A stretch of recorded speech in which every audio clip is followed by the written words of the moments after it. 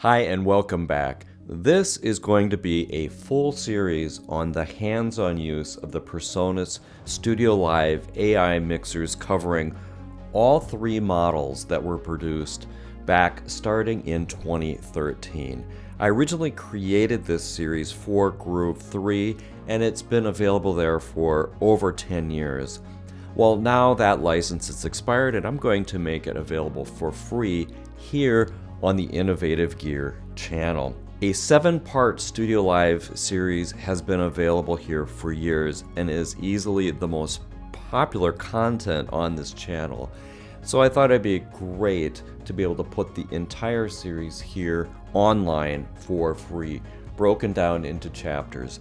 And it covers every aspect of using the StudioLive AI series mixers hands-on. Now there are some things that aren't covered in this series, which include the integration with the computer because the software changed quite a bit over the years. Now keep in mind, these have been out of production for a long time, but can still be used when connected with a Firewire adapter to your computer.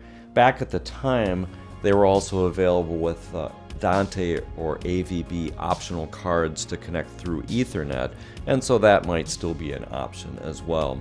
For those of you who still need to use these boards, because there are thousands of them that are still in operation in facilities and in churches and in schools throughout the country and throughout the world, I hope you enjoy this series and get something out of it. And this was recorded quite some time ago. I used all three boards, the 16 channel, 24 channel, and the 32 channel board in different aspects of the video production for this. I also used music that at the time was licensed from an artist named Letta, and there were some board mixes from a band called L'Angelou that worked closely with Presonus back in the day. Now this video is several hours long because it covers the entire hands-on use of the mixer, and it runs 47 chapters. So we've created an index and chapters so you can jump to the sections that are most meaningful for you. I hope you enjoy this series, and now let's get started with everything you could ever want to know about mixing with these classic mixers.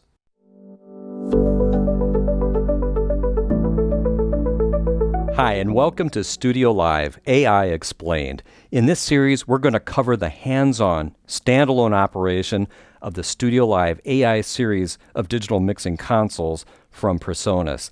What you see right here is the 32-channel board. I call it the 32 AI. There's also a 24-channel board and a 16-channel board in the same product line. And in the video series, we're going to cover all of them. We're going to start here with the 32-channel board, go over the basics and the fundamentals of mixing with the StudioLive system, and then we'll cover the differences on the 24-channel and the 16-channel board. The 16-channel board is a little bit different because it has a slightly more compact fat channel, this section right here that includes the EQ. Otherwise, the boards internally are all identical. They have different numbers of auxiliary outputs, and this board has the mute groups and the mix scenes, which are right on the front panel, which you wouldn't find on the other boards as well. Now, if you're familiar with these boards at all, you're aware that it's part of an entire system that allows you to do recording, remote control from a computer. You can control the mix using an iPad. You can control your on-stage monitor mixes by artist using iPhones or maybe an iPod Touch.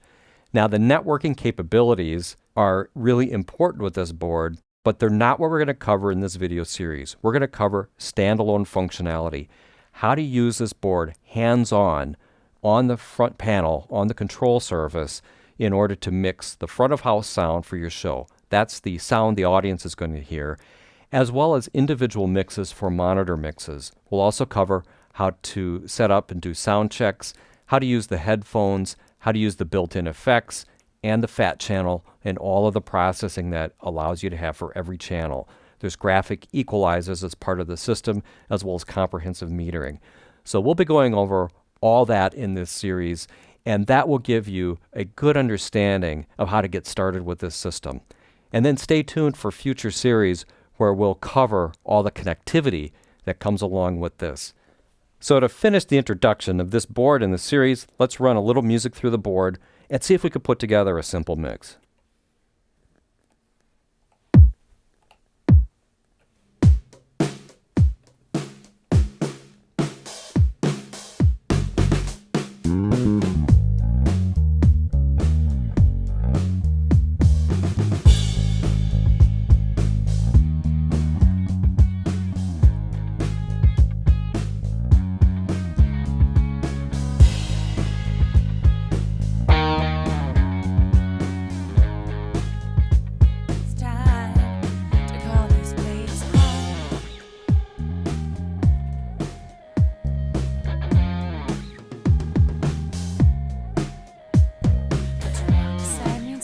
Line me right through our door.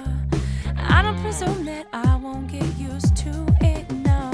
Give me a time or two more.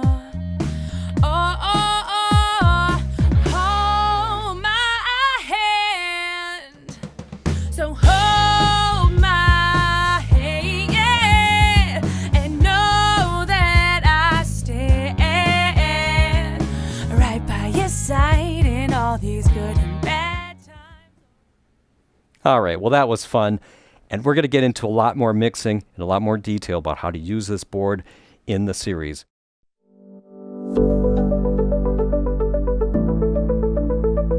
We're going to take input to output. Basically, I'm going to start by zeroing the board.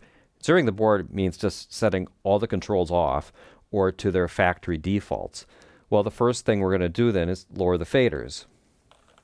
So we'll just get all the faders down. And up here on the top, we have the gain knobs. I call them gain, but they're labeled mic line. This basically matches the level of the microphone or whatever you have connected to the input of the board.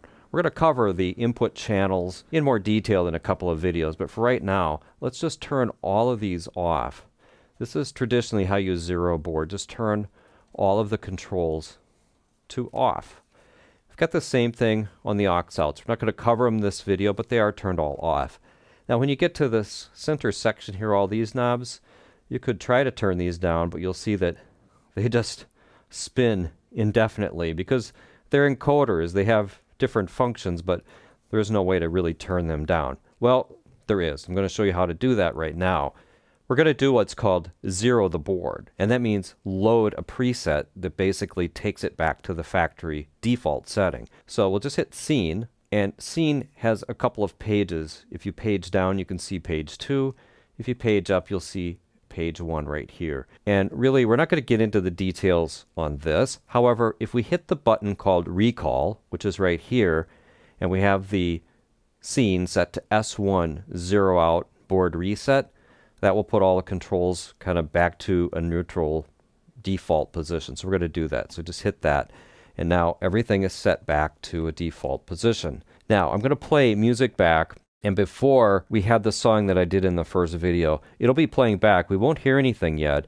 We're going to start with channel 1 and see if we can get input to output. And then I'll explain how it works. So first of all, now we have music coming through here. I want to hit select on channel 1. It does a number of things, but one of the things select does is it allows us to see the metering for this channel right up here in this corner where it says level. Any selected channel, the level, this becomes the level meter for that channel. So with that done, I'm going to go to this channel where I've got basically my kick drum coming through. I'm going to start to turn up the mic line. And now I should be able to see it coming up on the meter. And you do. Right here. If I turn it up too much, it goes orange and then red. But we really want that meter over here on this side of the board coming right about into the middle. And then that would mean the gain is properly set up. Now from there, the signal will come straight down to the fader. So if I turn this up, you would think I'd start to hear something.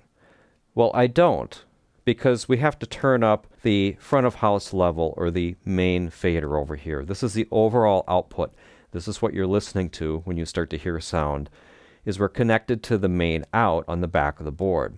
So first of all, I'm going to turn this back down and just turn this up. And now anything I start to mix in, we should be able to hear.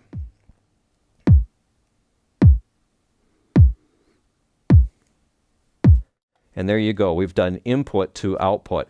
You'll also see that the output meter starts to function as well as we start to get sound playing back through the board. So the main out is connected to our speakers, and what you're listening to is also the main out. Now, one thing to point out, if you didn't zero the board and you didn't hear anything doing this, is that there is a routing assignment. So as you come in here with the audio signal, to be able to send it over to the main out, we have to have this button right here engaged. This is the assignment. This assigns this channel over to the main out.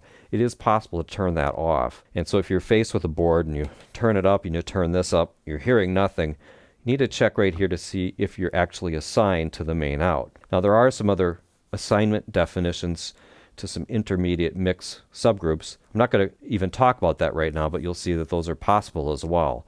But for now, to get input to output, you have to have the mic line turned up enough to get a signal. You have to have this up a little bit and this up a little bit. And then to get the metering to work for that channel, you hit the select button. And with that, you've seen input to output on the StudioLive board.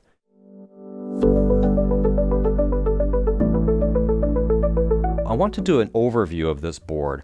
I want to show you what all the major sections are. I'm not going to explain how everything works, but I do want to identify what's on the board and what all these sections are for. So to get started, I'll just turn these down. We're going to start once again at the top of the board, where we've got a whole series of inputs. Now the board is organized like most mixing consoles, where we have input channels, and the input channels are in columns that start with this knob labeled mic line, which is the input gain, and it follows down all the way to a fader. There's a fader for every channel. This is a 32 channel board, and you'll also see channel numbers run all along the faders. There's also channel numbers right here in the middle section of the board. There's channel numbers on the top of all these encoders. There's channel numbers again up here. And all of these channel numbers will help you identify which channel you're actually looking at. So if we go to channel 1, you'll see that it just sort of follows right down the line. Well, this is how almost all mixing boards are organized, so that's not particularly surprising. So anyway, if we start for each channel, you'll see that we have an input section. And on the input section, which is this area right up here, you'll see we have a gain knob labeled mic line. You can turn that up or down. It affects both the microphone input and the line input from the back of the board. You have the opportunity for the mic input to turn on 48 volt power. That's for powered condenser mics that actually need power from the board to operate. You can do this by channel. If you hit the button, it lights up nicely. You can see it in the dark. Now these D buttons are for the digital input assignment if you're routing audio for playback off of a digital audio workstation on your computer. They effectively switch each input from the hardware jacks on the back to a digital stream coming off your computer. Also, it redirects the input. So if you have digital on, it's coming back from a computer through the Firewire input or one of the other input options on this board, and not through the physical jacks on the back of the board. So if this is on, it effectively mutes the signal from the microphone. Now let's take a look at the next section. This is the aux output section. All of these blocks here are the overall gain or the overall level for an aux out. There's an aux out jack on the back that you can run to powered monitors, and typically the auxes are used for your monitor mixes. They can alternatively be used as effect sends. But one of the things to be aware of is that these are the overall level of the outputs. It's not how you set up an aux mix. The aux mix, it's actually set up on the encoder knobs that are located down here. Each aux has the ability to do select, mute, solo, and then actually set up the mix. You hit the mix button and set up the mix here, which we'll show you in later videos in detail. Now way over here, we have the 4 effects processors. These are the effects buses, and the first 2 are for reverb effects, and this is the overall level of those being sent to the main out. We also have 2 delays. So we have delay processors. Really, with these 4 effects, you've got almost everything you need for live sound, and we'll be covering that as well. Same on all the boards in this series. They all have these 4 effects buses labeled A, B, C, and D. So that completes this section. Now as we move down, we've got the big blue section. This is the fat channel. The fat channel allows you to do gating, compression, limiting, equalizing on all of the channels, along with some other channel controls, including a high-pass filter per channel. It also allows you to do panning. There isn't a dedicated pan knob per channel. Whichever channel you select gets the controls for the fat channel. So if you needed to pan something, then you would hit select and then operate this control. That would pan the kick into the left output channel in the stereo main.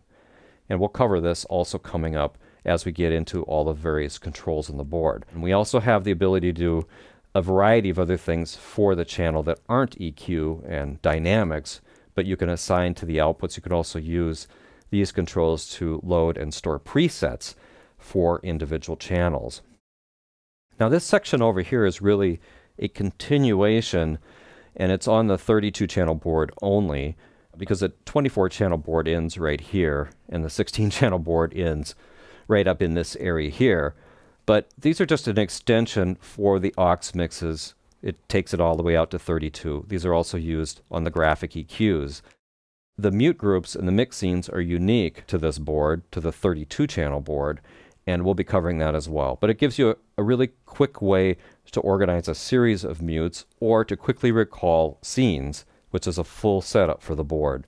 Now as we move on down the board in the channel section, you'll see for each channel we also have select, solo, mute, and those are dedicated controls, solo and mute for every channel. You just hit the solo button to solo it. There's a lot of different ways you can use that. Mute just turns that channel off. We've got 100mm faders per channel down here. Now the next major section of the board is what I would call the master section. That's the final column over here. Now starting at the top we have the USB jack. This is used for firmware updates, and it's also used for Wi-Fi for the networking capabilities. And we have a lamp for a little lamp which you can connect here. We've got the metering. These are metering for the channels, which is the level meter and a gain reduction meter. This is metering for the subgroups. The subgroups are these faders down here that you can use for submixes or alternative output mixes, and we'll cover that as well. The left and right main meters. Now this section here is labeled digital effects and master control. If I select an effects processor, then you can select the effects preset or the patch that you have set up on here. Scene allows you to manage and store scenes for the board, and system gives you control for a wide variety of setup things, which we'll be going over with as we cover this board. Here is control for meters. This specifically controls using the LED bar graphs all along here as input or output meters. We have a video coming up very soon on that. There's 2 additional channels. There's stereo channels without mic preamps. You can run maybe your effects returns through, or you could hook up any external devices or keyboard or something like that. Just auxiliary inputs A and B. These are the levels and the select buttons for those. Solo controls the level of the solo bus. So if you're soloing into your headphones, you'll need to use this. 2-track in is a dedicated input for music. Usually you would use this for music off of an iPod or an iPhone, or some sort of a playback mechanism for playing during breaks. And then this is the control section for your headphones. This is the overall headphone level and the control room monitor level. It's labeled monitor here, but this is really for control room monitors in a studio or fixed setup. And this is the routing for what you want to hear in your phones and your monitors. The phones is controlling the jack that's right here on the front edge of the board. Now over here we have the Talkback section. This is for a separate mic input on the back of the board for Talkback. This is the level for the Talkback mic. And then the routing where you want Talkback to go. When you're ready to talk, usually use this to talk to the stage or into the studio. You hit the talk button, then you'd say whatever it is you need to tell them, and then turn this off. These are additional solo, mute, and select buttons for the subgroups, which we won't get into detail on right now. And then over here we have the GEQ button. This is for graphic equalizer. When I turn this on, this section opens up and allows you to dial in a graphic equalizer, basically cutting and boosting at different frequencies in a graphic fashion. Typically use this on the auxes as well as on the main out, and I'll have a video on that coming up as well. This is the select button for the main out. Now, one thing I want to show you about the select buttons themselves is that there's a selected channel display right here, and that quickly tells you what's selected. So if you're working in the dark and you just don't even know what you're hitting, you can move along the select buttons and make sure that you're selecting the channel that you would expect. So if I want to select 12, you can see 12 is selected. If I want to select maybe aux output 1, you can see it says A1, and then the subgroup selection shows up here as S1. If I select an effects processor, it's FA. There's FD. If I select the main, it says NA. Not sure exactly why NA is for main, but that's how that works. So that is a very quick overview of the controls in the different sections of the StudioLive board.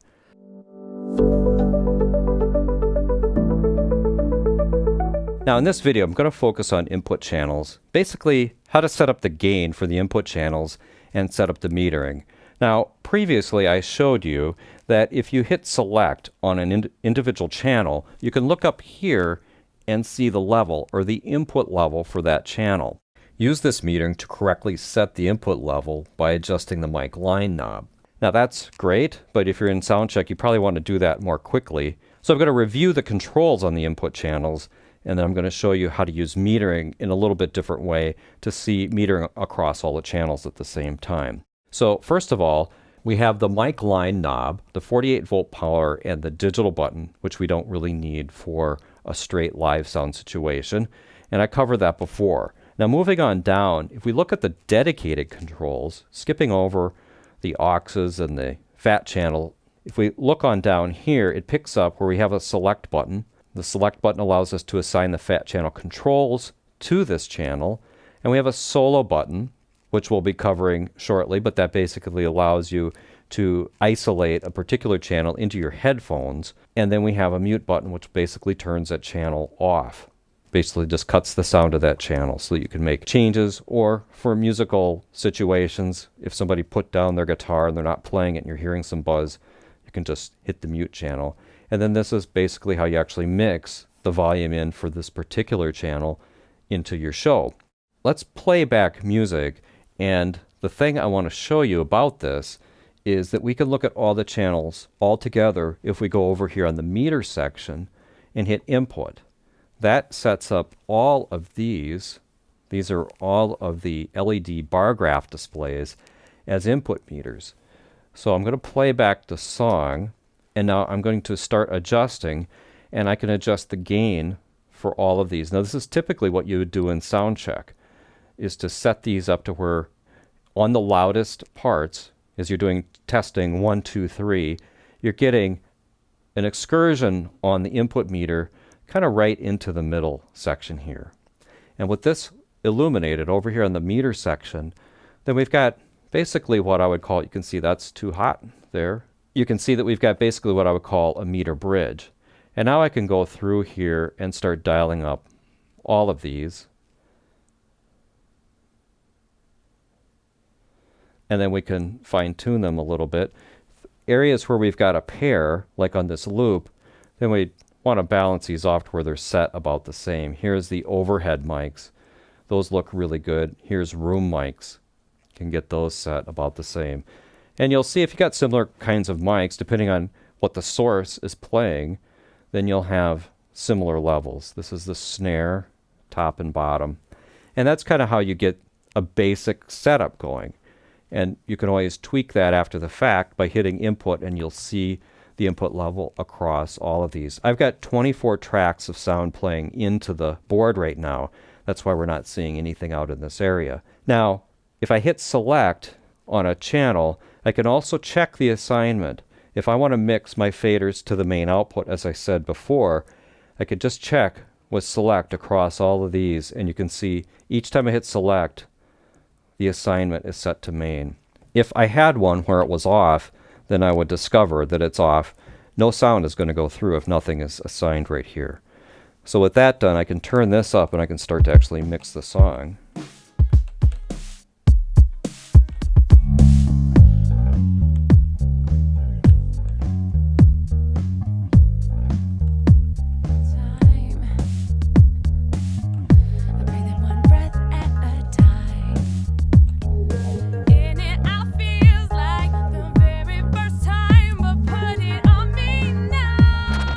So now one other thing I want to show you is how do you do panning.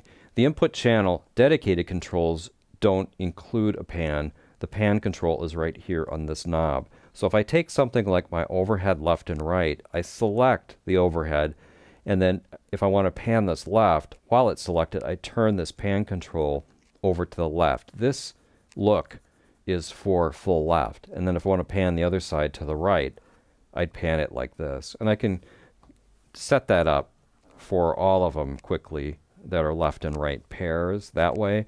Also, maybe on these guitars, I might want to spread them out a little bit. So I'll just play back a little bit more and adjust the panning.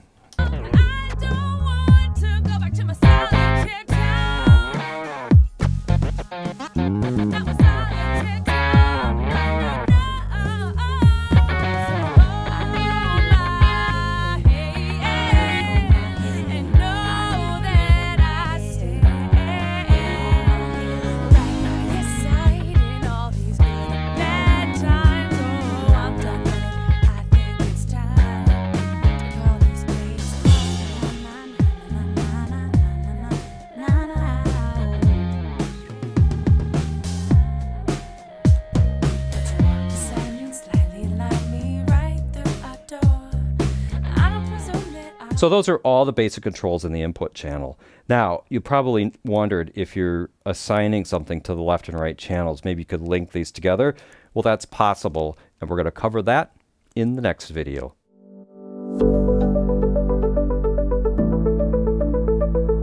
In this video, I want to explain stereo linking. It allows you to tie two channels together so that those things are set the same on two adjacent channels. I'm going to use the drum overheads as the example. You saw that if you take a channel, hit the select button, that opens up the pan control here, the pan knob and the pan display that shows you the position within the spectrum between the left speaker and the right speaker where you have the panning set. With it in the red here, right in the middle, it's coming equally out of both sides.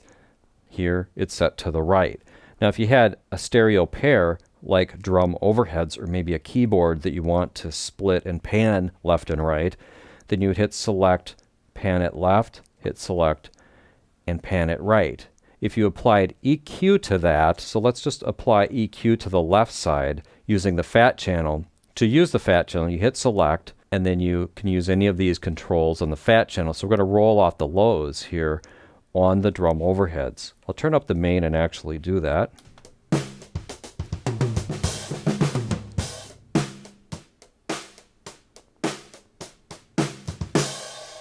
And we might actually want to do that for the drum overhead so we don't pick up quite so much kick. We've got plenty of lows from the kick channel itself. Now, if we want to do it to the right channel, then you would turn the right channel up, select, pan it right, and then repeat the control here. Now, there's a lot of controls. There's a gate compressor, there's a limiter, there's a comprehensive equalizer. And if you don't want to match the settings between both sides in your stereo signal, that might be actually kind of difficult to do just because of the comprehensive controls we have available here. Well, there's an alternative, and that's to link the channels. So I'm going to undo the panning here just to show you what happens when we link. So we just select one or the other. It will start always on an odd numbered channel and hit link. That's this control right here. And you can see that the pan changes and it now looks like this. And select is now selected on both channels always. So if I select one, you'll see it's a single one. But if I select 7, now both of these light up because they're always selected together. Panning always looks like this. Now I can control the panning by controlling the overall stereo width. You can see that's centered, or that's completely mono. And then as I broaden this out, I'm broadening the stereo spectrum like that all the way to full left and right. And then anything I do with the fat channel, like this, you'll see I can roll off the lows. So I'm going to play back and I'll adjust the panning and this. Maybe I'll add a little top end on the EQ as well.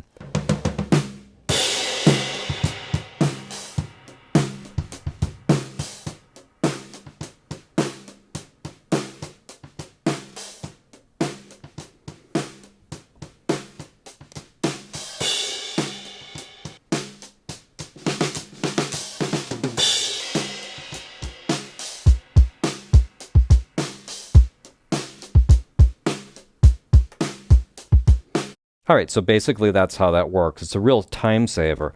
One thing I want to point out is that the actual levels are not linked. In some systems, particularly computer software, when you do linking, it will link these to where they move together.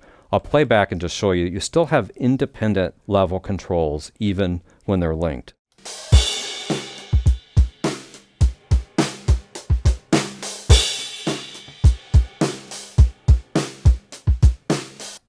Now, if for some reason you wanted to change the panning and do a little bit more, have more control over the panning of the left and right signals, you can unlink and everything else will remain the same. You'll see as I unlink, the panning winds up hard left and hard right. It'll actually sound identical when you unlink it to when you had it linked. But then that gives you the ability to do finer control over the panning. Like I could move the left signal into the center while leaving the right panned over rather than having just the width control. Also at that point, the fat channel EQ and the compression, all that, become independent again, which you may or may not want.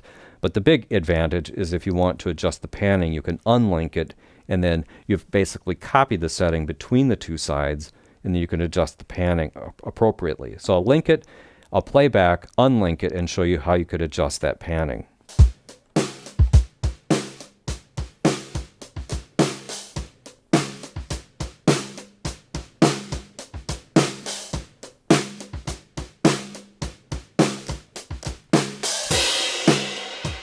Now, for the most part, stereo signals can be linked, and then you can operate them this way, and it will work great. So that's an explanation of stereo linking on the StudioLive AI series boards.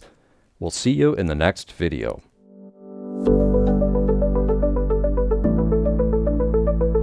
I want to go over how metering works on the StudioLive board. We've already touched on almost all of the features of metering, but I wanted to summarize it into a single video. So let's back up here, play back some music. I'm going to get the kick going. When I select the kick, you'll see that I get the level right here in this meter.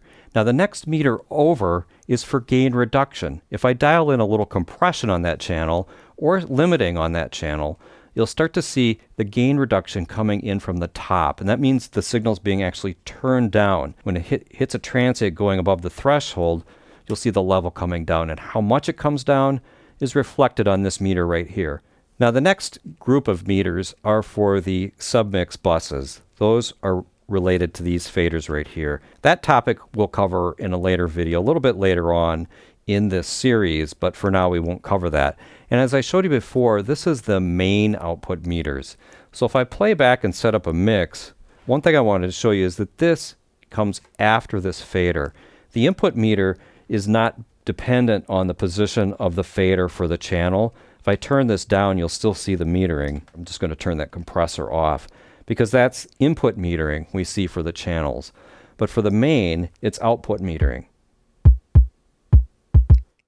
So you see as I turn the fader down, that actually turns this down. So this allows you to know if you're overloading your overall output to your main mix.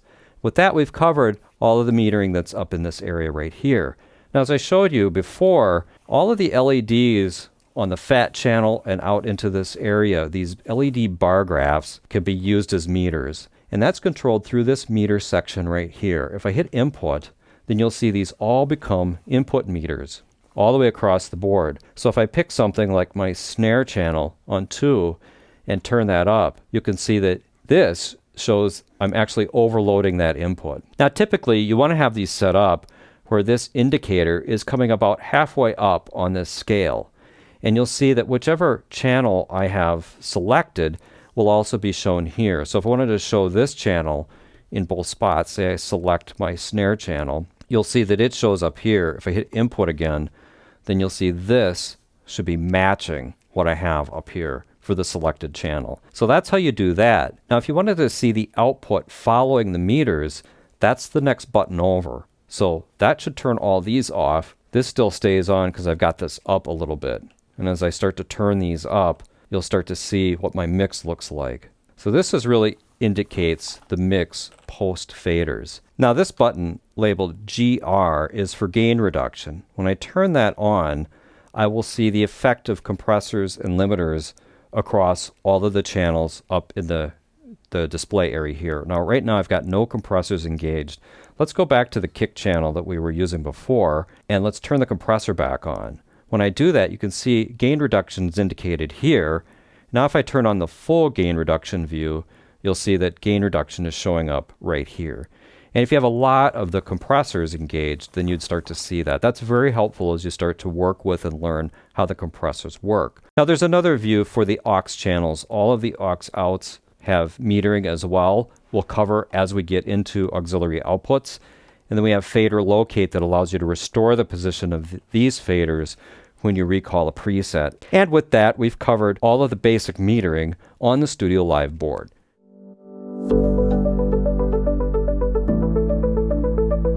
Solo in place is something you really might want to do during sound check. Kind of the way that it works is when you hit the solo button, it mutes off everything else on the board and then just put that one channel in the main speakers. And in order for this to work correctly and to match what I'm doing here, we need to have these solo modes set correctly. There are two other solo modes on the AI boards, and they're available under System. If you go to System by hitting this button here, and then go up to page 1, you'll see the solo modes. And if you go to solo mode, by default, it will be on latch. And that's what we want it set on. For live sound, normally you'd have it set on latch, but you'll see that there's also a radio mode and a CR or a control room mode.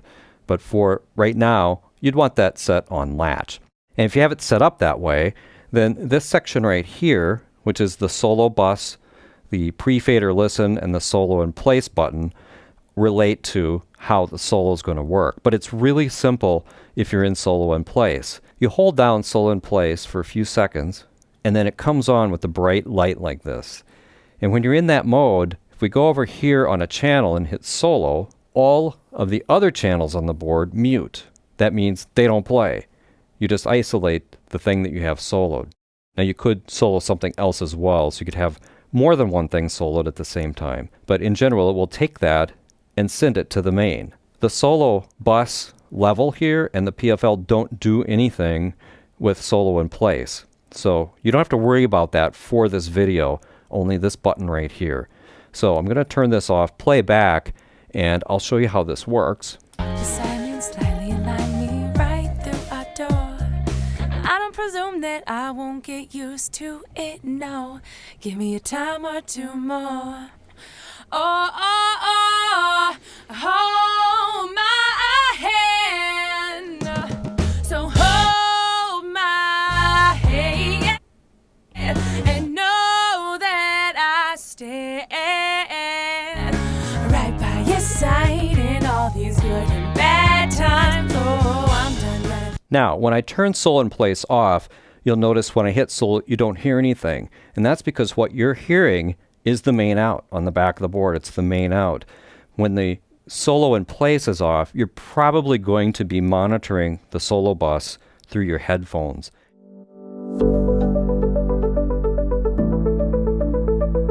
I want to go over how to use the headphones when you're running sound with the StudioLive board.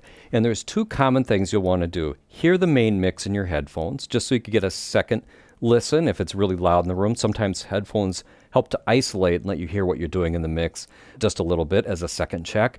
But then the other thing you'll want to do is solo and isolate different individual channels, singers or microphones, into your headphones. And I'm going to show you how to do that as well. So let's get started with, just in general, how do you get sound to the headphones at all? Well, the section related to the phones and to monitoring is right up here. We've got a knob for phones. This is your overall headphone level. The headphone jack is right here on the edge of the board. you're going to be listening through the headphone jack on this video.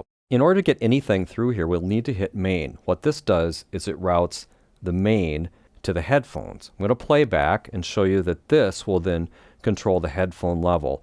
And let's find out what the master fader does related to the headphone level as well. So I'll just play back and we'll turn up the phones.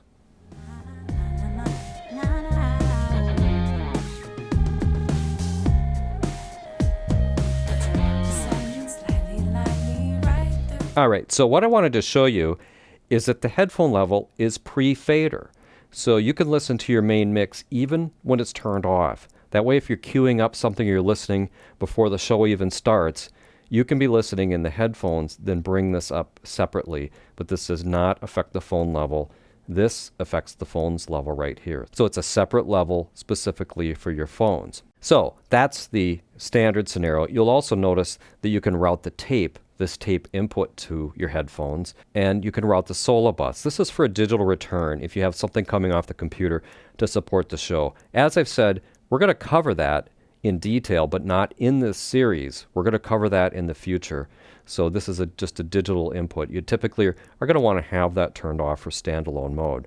So let's take a look at the solo mode and how this interacts. So we're going to turn off routing main. We're going to route the solo bus. Now the solo bus is controlled with these additional controls right here. In the last video we covered solo in place, so we want that turned off. The main thing we want to do is adjust the solo bus level with this knob. We can create a selection of soloed channels here, and their volume will be controlled right here. So I'm going to solo something, and then we'll turn this up until we can start to hear that. Give me a time or two more. Oh, oh, oh, hold my hand. So hold my hand. Baby, hold my and I stay in all these good and bad times. Oh, I'm done running, and I think it's time. All right, so that's generally how you solo something into the headphones. You adjust the level of the solo bus, which is kind of a mix point for everything that you're soloing. You can solo multiple things at the same time. From there, you need to route the solo bus to the headphones using this routing right here, and then you adjust the overall headphone level right here. Now, what if you want to switch back and forth between listening what you have soloed and the main? Well, the way you do that is with a two-finger push. So you can alternate by using two fingers and flip between solo and main in this fashion right here. So I'll play back and kind of show you how that works. We'll start with the solo bus. My hand, yeah. I need you to hold my hand.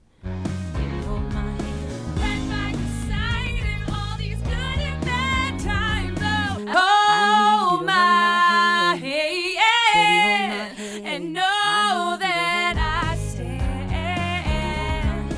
right by your side in all these good and bad times. Oh, I'm done running.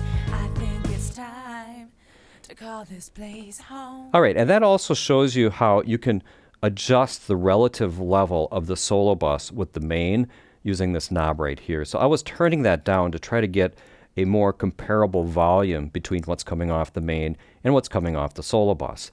Now there's one more control on here related to the solo bus, and that's this one right here. It means pre-fader listen. With this turned on, then the faders on the individual channels are not affecting the sound at all. So you're going to hear the sound full volume, even if it's turned all the way down. You're basically going to hear that channel at full volume. Now that's really, really helpful if you're trying to diagnose a problem on stage, like you're getting a buzz from one of the instruments and you want to diagnose it without putting it into the main mix. You could put this on pre-fader, pull the fader down, and then open it up and listen to it on your headphones through the solo bus. If you're doing that, you need to be cautious because there's no fader attenuating the signal, so you might want to turn the solo bus down a little bit if you're going into the pre-fader mode. I will go into that right now and play back, and you'll see the effect that the faders actually have then on the solo bus. So let's unsolo this. We'll turn that off. We'll get playback going. I'm breathing one breath at a time. I breathe in one breath at a time. In it, I feels like the very first time, but put it on me now. I don't want to go back to my solitaire town. Not my solitaire town, no, no, no. All right, so that's how the pre-fader listen works related to the solo bus. I use it as a diagnostic. Ordinarily, during a show, you leave solo in place off. You'd leave pre-fader listen off unless you're trying to diagnose a problem with an input on stage. And then you adjust the level of your solos relative to the main using the solo level knob right here. That's the level of the solo bus. Then you can switch back and forth between listening to solo and main with the 2-finger trick by pushing like this. Keep in mind, whatever you're listening to through the phones is not affected by the main fader. So that's how the headphones and soloing to the headphones works on the StudioLive AI board.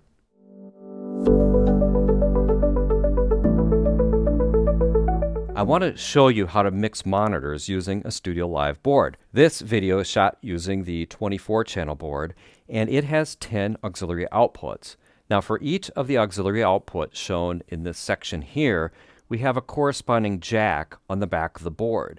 Those are the jacks where you connect up the powered speakers that you have for your stage monitors, or you could connect up your in-ear monitor system if you'd like. So each aux represents a potential monitor mix. And I've got 2 set up here, and you'll be listening to these 2 different monitor mixes as we go through this. Now the knobs are the overall level. When I first sat down at this board, I thought this was some sort of a send for the channels 1 and 2 to send off to the monitors. Well, now that's not what it does. It's actually just the level for aux 1 or for your monitor channel 1. And so that's what that's for. The actual mix is set up on the encoders, and there's 1 encoder per channel giving you a full set of mix controls, and that is enabled using the mix button right here. Now before we get into that, let's just take a look at the other controls we have on the aux section. We have a solo, and this will route the aux to the solo bus so you can listen to it in your headphones so you can see what any particular monitor mix sounds like. You have a mute that basically turns off that monitor entirely. If you got sudden feedback or something, you can hit the mute. That'll turn off the monitor. Now the actual aux output itself can have fat channel processing. Ordinarily, you'd use this in a couple of ways, and you access it by hitting select, then the blue light comes on. Then you can maybe roll off the lows a little bit with the high pass filter, or you could dial in some EQ to tweak your monitor so that it doesn't feedback or just so that it sounds good. Now the real business part of this is the mix button. When we hit the mix button, it changes the fat channel encoders to actually represent the mix. Now right now nothing's happening, but if you start to turn this up, then there you go, there's our kick.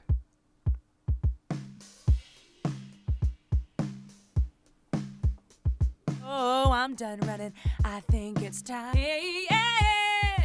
And know that I stand right by your side in all these good and bad times. Oh, I'm done running. All right, so that's how you basically set up the monitor mix. You hit mix, that you can dial in for all of the channels.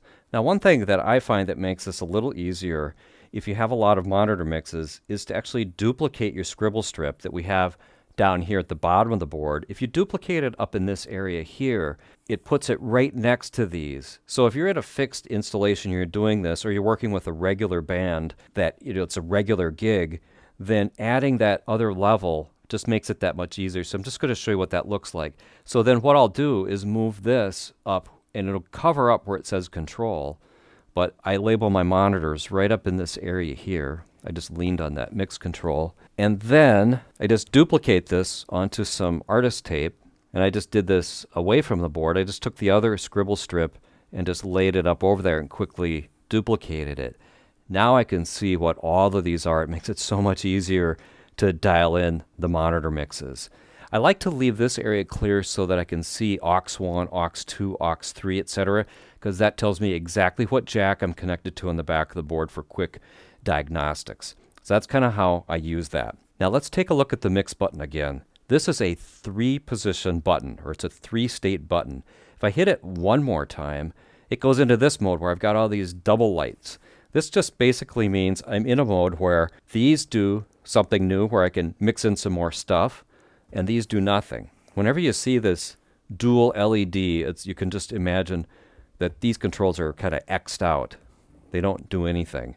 This happens in a few other situations on this board. Ignore these. But what that does is it opens up these little labels along the bottom. This D, tape in, aux in A, aux in B, effects A, effects B, effects C, effects D, and the Talkback mic can be mixed into the monitor there. So here's the Talkback, here's tape in. We'll cover those coming up. You can also mix in your master effects into the monitor speakers using this. In the manual, this is called aux flip mode. And really what it does is it extends the monitor mix. If you hit it once, this is all your input channels. You hit it again, it adds these additional things you could mix in to each monitor channel. So with that, let's go on and mix a second monitor mix. I'm just going to mute off aux 1, and then we'll turn up aux 2, and we'll create another mix. We do that by just hitting mix on that aux channel. You can see some things are already turned up. I'll tweak this a little bit and set up another mix.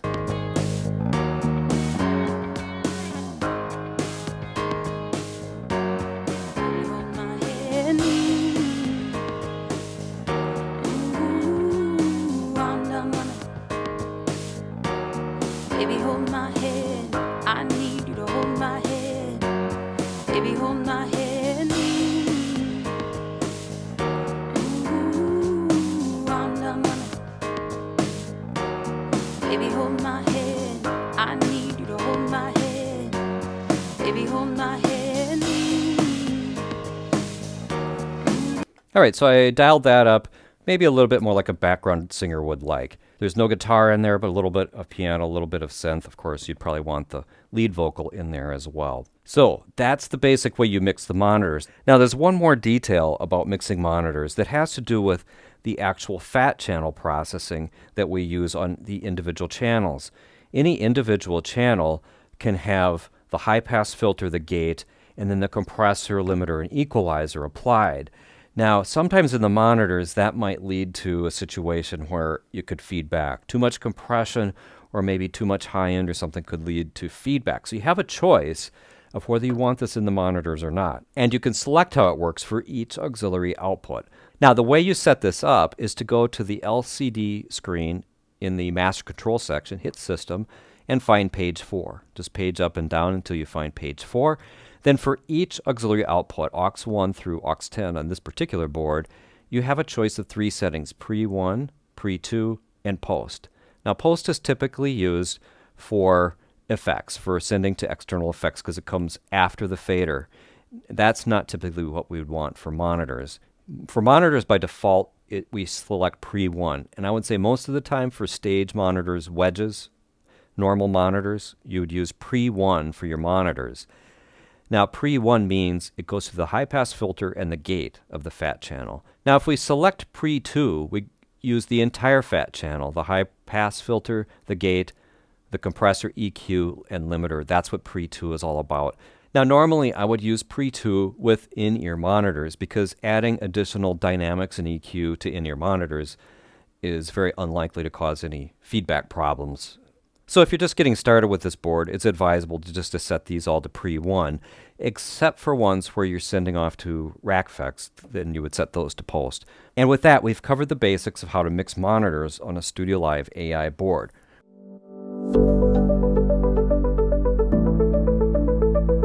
This video, I'm going to show you how to take that to the next step and link 2 aux outputs to mix monitors in stereo. So I'm just going to turn down the first 2 aux channels, and for this video, we're going to be listening to aux 3 and 4. So the way this works is very similar to the way it works to mix ordinary monitors. As I said before, if you hit mix the first time, now you set up your monitor mix. The second time, you add in the aux flip stuff, and here I've got Talkback mixed in a little bit, and that's really all you can do. Well, what we want to be able to do is basically mix out to 2 channels at the same time. So to do that, we select, and just like with normal channels, on select, then we hit link. And link will link these two channels together. So then if I press aux1, you can see it selects one channel, but then over here, it always selects the pair of them together. Now the mix control works slightly differently in this mode. The first channel, and these always link together in pairs starting on an odd numbered value or an odd numbered aux out. So if I hit it once, this is my normal mix setup. If I hit it again, I'm in aux flip mode. But then over here, this becomes panning so that I can pan left and right. I'm going to recenter a couple of these things, and then I'll show you during playback how that works. And before I do that, I just want to show you one little cue that's on the board, and that's this area right here. If I go to the first one here, you'll see that this LED has level written right next to it. That means that the fat channel controls, the encoders, are now level controls. If I hit it again, there'll still be level controls in the aux flip mode. If I hit this one for panning, you can see that the pan comes on. That means that these are now panning controls.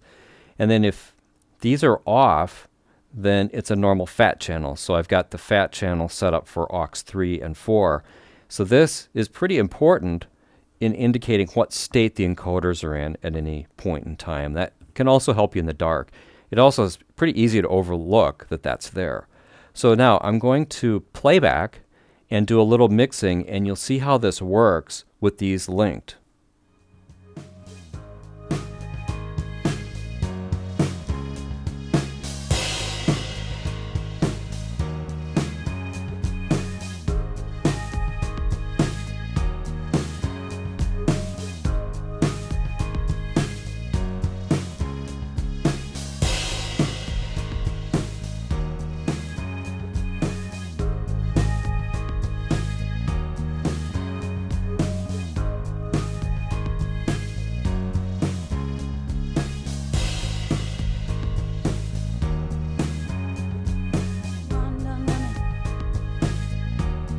Baby, hold my hand. I need you to hold my hand.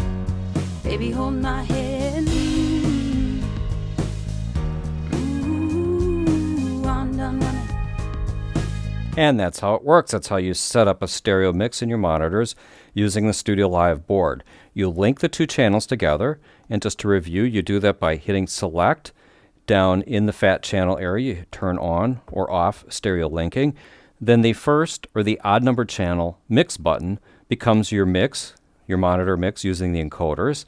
Aux flip still works the same way, so you could mix in Talkback, your effects, or the tape in.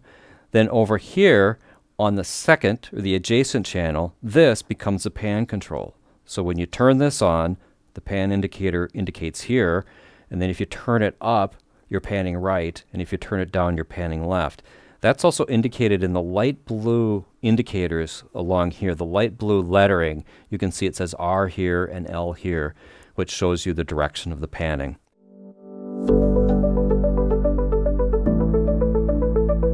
In this video, I'm going to explain how to use the Talkback system in the StudioLive AI series boards. Now, you'll need a Talkback mic, and if you're like me, you have a very old SM58 that has been through basically a war, and this serves as a Talkback mic. Now, you could use any sort of mic, even powered mics, because the Talkback input on the back of the board does supply 48-volt phantom power, so you want to be aware of that. Now, over in the Talkback section, we have the basic level for the actual Talkback mic, and then you have a routing assignment for where you want Talkback to go.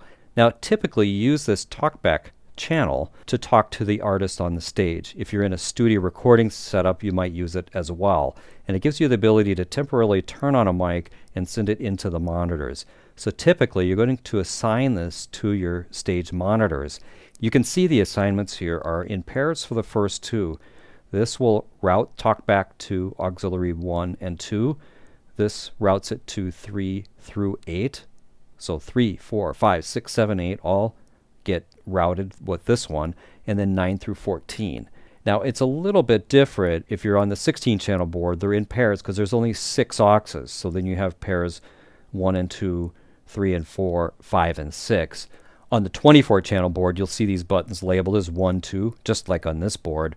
But then this button is 3 through 6, and then you've got 7 through 10. So it's just to be aware that these are assigned in groups. If you want to send to all your monitors, just make sure all of the auxes that you have your monitors connected to are represented when these are lit up.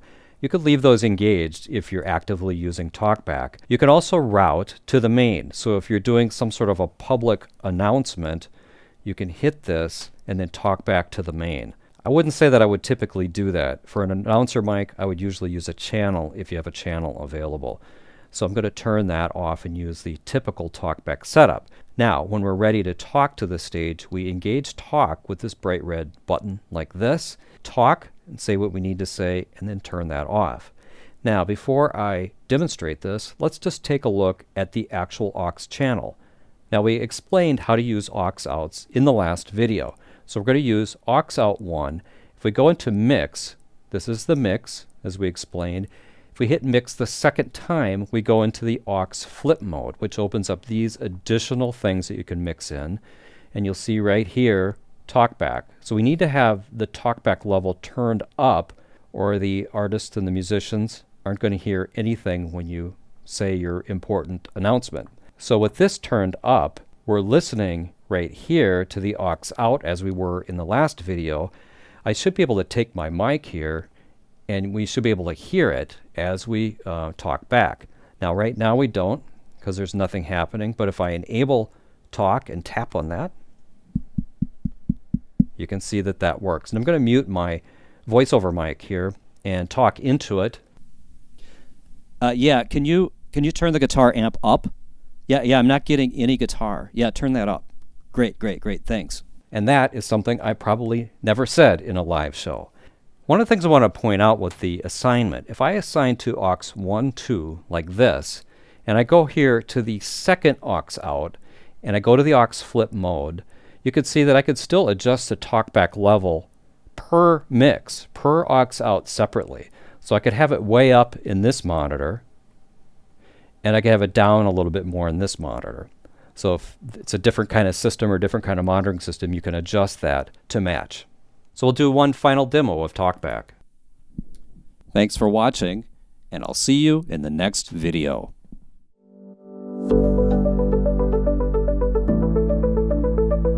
We've covered a lot about how to run a show from this board. We've covered how to set up the main mix, kind of the basics of doing a sound check. We've covered how to set up monitors. We've even covered how to listen to solos through the headphones. One thing we haven't covered is how do you play music during a break, or how do you play music up on stage. That's what we're going to cover in this video using a feature called the 2-track in. So the 2-track in is a jack on the back, basically an RCA jacks where you can hook up an iPhone or an iPod or something like that. And for this video, I've hooked up my iPhone so we have something to play through, and that's connected to the 2-track in on the back of the board. So now let's go over to the main section here, and we're going to see how do we get the 2-track in, first of all, into our headphones. After that, we're going to see how do we get it into the main speakers, and then how do we get it into the monitor speakers. The technique's a little different for each of those scenarios. Now, first of all, here's the 2-track in, and this assigns the 2-track in, this thing called tape. So the 2-track in goes to the tape bus. This assigns the tape bus to the main out, and this sets the level as it goes to the main out. If I turn that on, you won't hear it because right now we're listening to the headphones. So to get it into the headphones, we hit tape. And then we can start to hear it in our headphones. And this sets the level. That turns it off in our headphones. It works almost just like that for the main. So I'm going to quickly change what you're listening to the main bus, and I'll show you how that works as well. I've repatched, and now you're listening to the main out. So if I adjust the volume here, hit tape,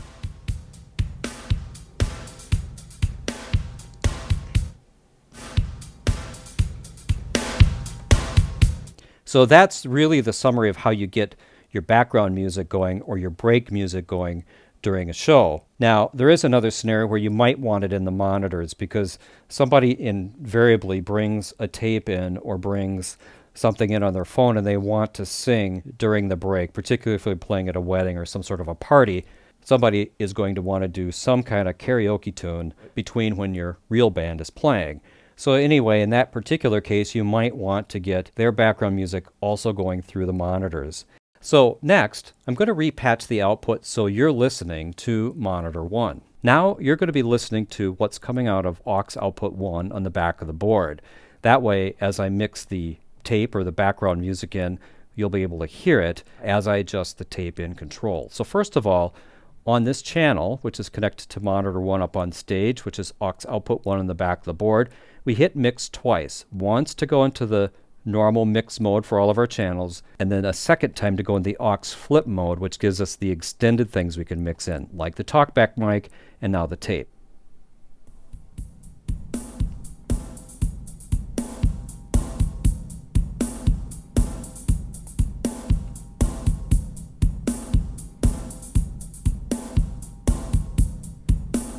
Now, if we want to mix it a little bit differently on our second monitor, we go to the second monitor, which is aux 2. We'll hit this twice to go into aux flip mode and add tape in here too as well.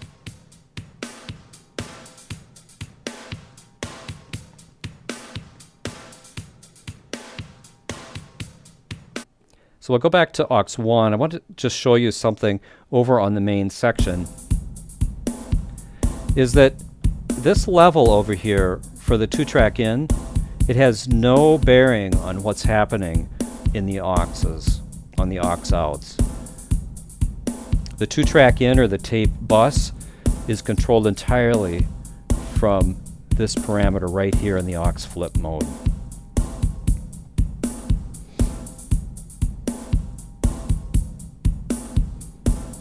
With that, we've covered how to use the 2-track in and the tape bus routing options to route to the main output, to route to headphones, or to any of the individual aux output mixes, which would typically be for your stage monitors.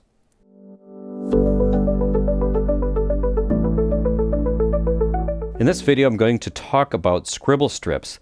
That's the blank areas in the board where you could write notes or labels, put labels onto the board. And this is fairly low tech, but I found some interesting ways that I want to share with you of ideas of how you use the Scribble strips. I think they're very important, and certainly on a fixed install situation, you definitely want to label your channels. At minimum, you want to label your channels in the Scribble strip area.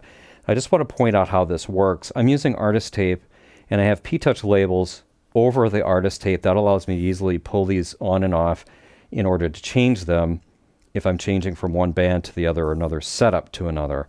Now, one thing you can do is you can write directly on here using a China marker. You could write directly in this little white square on each channel and in some of these other areas. I don't recommend it. It does work. I've tried it, and you can wipe this back off with a little, like a damp cloth, and it will come off. I feel like it gums up the board and kind of makes it messy. So I don't do that. I always use artist tape. And if you use artist tape, you have a couple ways to get this. You can go to Art Supply. You can buy this online as well. It's in a couple of widths. This somewhat narrower width is the one I like to use. There's also ones in different colors. And I'll show you kind of how I use those later as well. So anyway, I lay it down in this area. And then for a fixed installation or a regular job, then I use P-Touch. P-Touch is a brother product. This is an old P-Touch label, or I have had for ages. And I use this all the time to create these labels. I also use it to label all the little power supplies that come into my studio so that I know what they go with. It's extremely helpful for that. Any little power supply that you get into your studio should put some sort of a label on it that says where it goes. It's also useful for labeling both ends of a wire. It's very helpful when you have very generic looking wires to label both ends with the same name so you know where the wire originated. You can easily tell what's on the other end. So that's the P-Touch label. Now in terms of the areas of the board, this is the obvious area to label the board. And as I said in a previous video, I like to duplicate this up here. If I have time before a job, I'll actually peel this up, lay it out, and by hand create a duplicate of it. And then the duplicate goes right up here. That way it makes it really easy to mix monitors and have the reference to what all of your channels are for the monitors, because the monitors correspond exactly to what's going on down here. It just saves a little bit of the referencing. When you're up mixing monitors, your hands and your arms are kind of covering these labels. So if you're not to the point where you've got all the channels memorized, I think it's very helpful to have these there. And then for the actual monitor channels on the aux outs, I sort of showed you this before. Instead of using this area, I label over where it says control here and put my monitors there. So then if I have in-ear monitors on the example I showed you, then I would label it like that. You might have to trim the artist tape down a little bit with scissors in order to get that in there. Of course, you could do that by hand, or you can do it with the P-Touch stickers like this. Now, one other idea is you can get the artist tape in a variety of colors like this. And you could use these instead of using white. In the dark, the white's easiest to see, but I actually use these for ranges for the different kinds of instruments, which I'll show you right now. So I've got a piece of green here, and I'll run this along basically the drum section below the faders like that, and then I'll use the yellow for all the instruments starting with bass up through here, and then red for all the vocals. This is how I think of the mix, and if I do submixes, it will correspond to these groups as well. Vocals, instruments, and drums. And this gives you kind of a nice visual when you're in the dark and you're grabbing at these things. It's also really kind of helpful. You can actually write drums on here, instruments on here, vocals on here, especially if you got somebody else who's assisting you, or you have a regular show that's going on day after day, and you're teaching somebody else how your setup works. Any of these little cues like this, these visual cues, can help you stay out of trouble, avoid making mistakes, which is the last thing you want to do when you're running sound for a show. And so those are some ideas about how to use the Scribble strips and some labeling on the StudioLive board.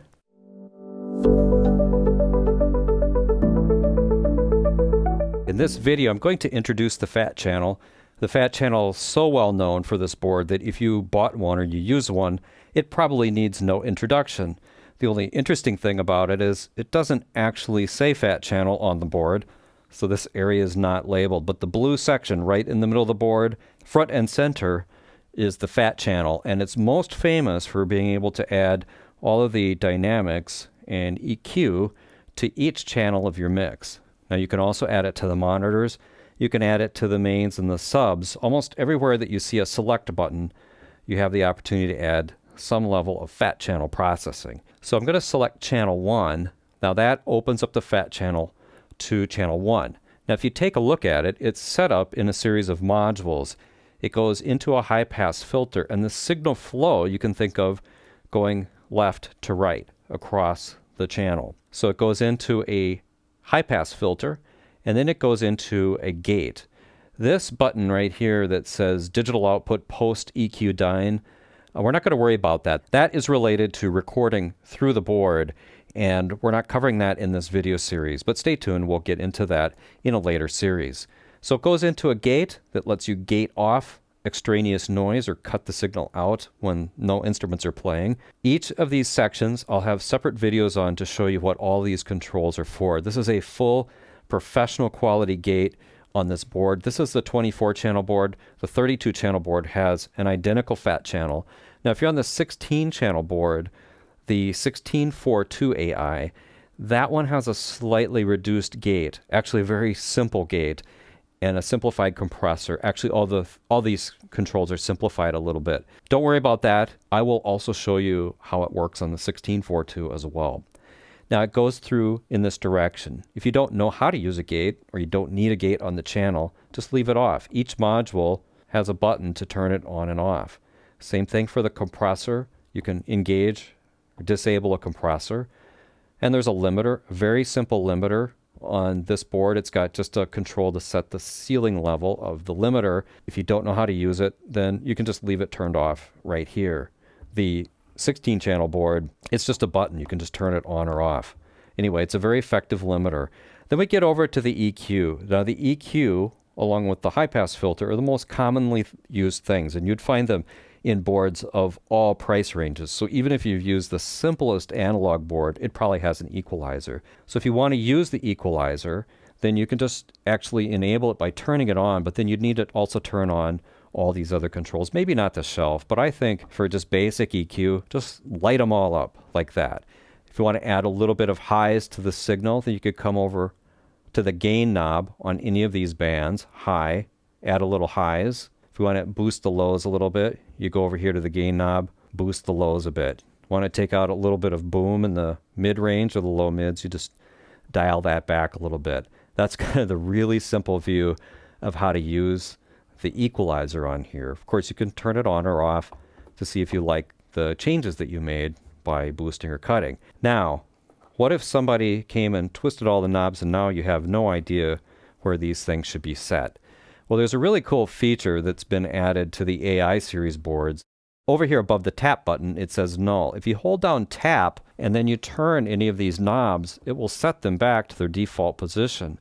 So if we mess them up a little bit, hold down tap, you can just sort of roll your finger across the top and reset the fat channel to its default settings. So that's extremely helpful when you're getting started with this board. Now there's one other thing that's new, and that's the Alt button.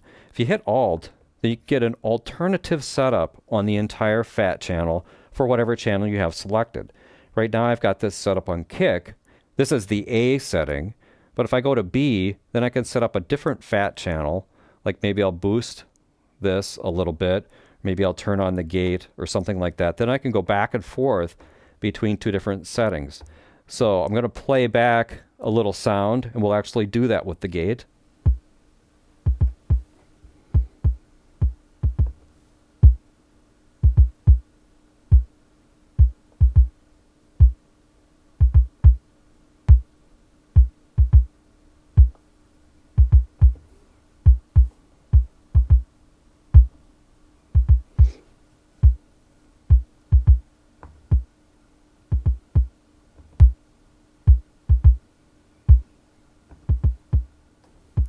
All right, that shows you a little bit about how you can use the AB button. That's the Alt AB.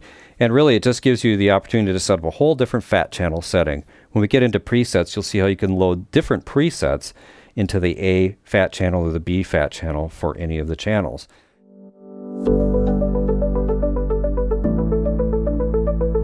The very first control on the StudioLive fat channel is the Polarity button. That's the 0 with a cross through it. Sometimes people call that a phase flip or a phase reverse button.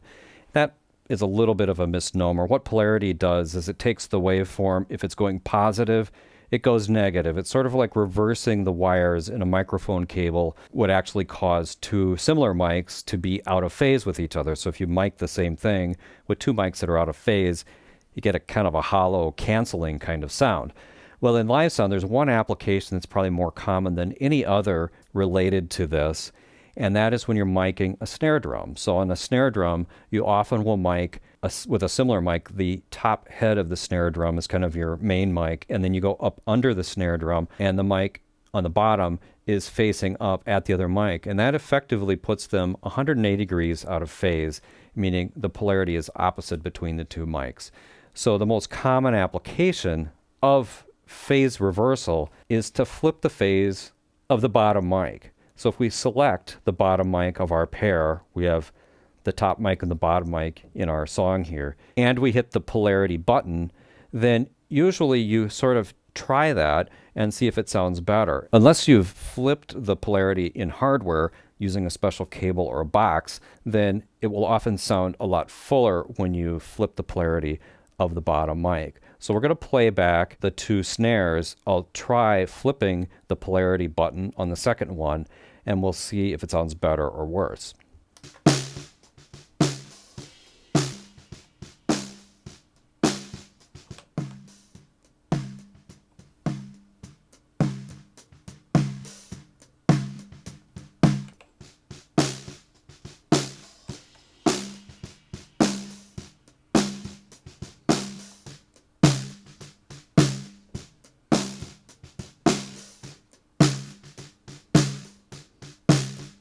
It's an incredible difference when it actually works. You get a very thin, very hollow sound, and then suddenly the snare comes to life when you flip that on the second channel. That's the primary thing. Now, you could use it anytime you get a phase cancellation. You can get a phase cancellation if two mics are distant from each other, and that can also be somewhat improved by flipping the polarity on one of the mics. Now, unless you have this situation, this should probably be turned off for all of the rest of the channels. So it's really a diagnostic. You want this deliberately turned on. Otherwise, what you'll be looking for as you go through your channels is to make sure that that's off. The situation where you use it, usually it's this exact situation where you're looking at the snare bottom, the snare top. So that's a summary of the polarity reverse button and the main application of it.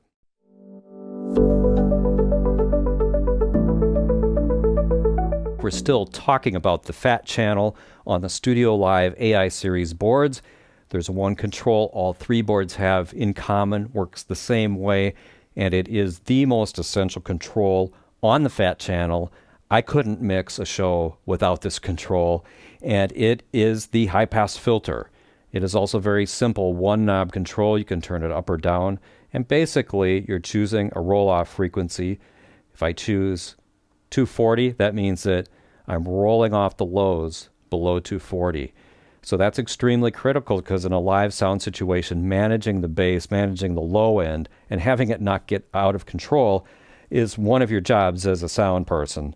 And so it's absolutely critical that you roll off the lows. You will use this on almost every channel in your mix. Now, technically, it's a 12 dB per octave high-pass filter. If you have an older version of the manual, it says 6, which is a very gentle roll-off. But it's not. It's sort of a medium roll-off. At 12 dB per octave, it's very effective, probably right where it needs to be for live sound. So what I'm going to do is just show you how it works and give you an idea of where you need to set it for different kinds of instruments. So let's start with the kick. You wouldn't think you want to roll it off in the kick, and you might or might not. But I'm going to roll it in so that you can just hear how it sounds on the kick.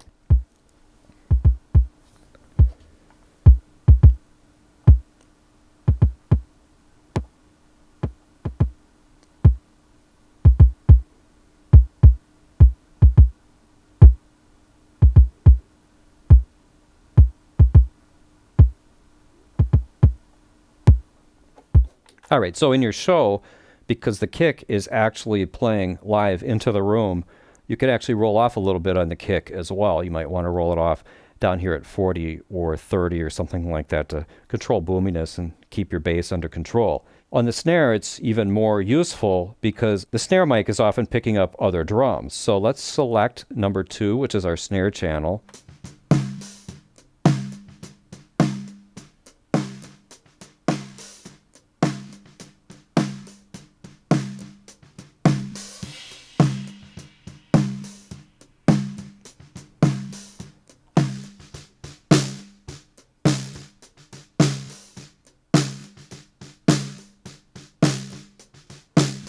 So on overheads, you have the opportunity to roll off quite a bit of the low end because you might not want to pick up a lot of the kick and snare. You want the body of the snare in the overheads, but then you also have close mics for the snares to pick up more of the snare sound. So you might want to roll that off.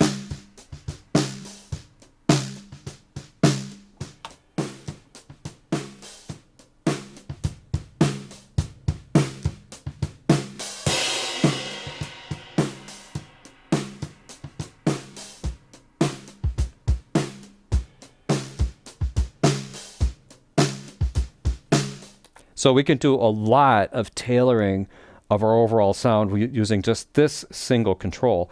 Now on your other open mics, like your vocal mics, you don't want a lot of the low end coming through those either. So let's just see where we need to set it for the lead vocal. Just turn these off for a minute. We'll bring up the lead vocal. Hit select over here in the vocal. Right by your side in all these good and bad times. Oh, I'm done running. I think it's time. And know that I stand right by your side in all these good and bad times. Now you can see all the way up to 130, even beyond 180. We can barely hear any difference. And of course, on the background vocals, we can be even a little bit more aggressive, maybe going even up to, say, 240. and it will just take out all of the stuff that you really don't need coming through those mics and just give you something a little cleaner to mix with. I'm done running. I think it's time. And know that I stand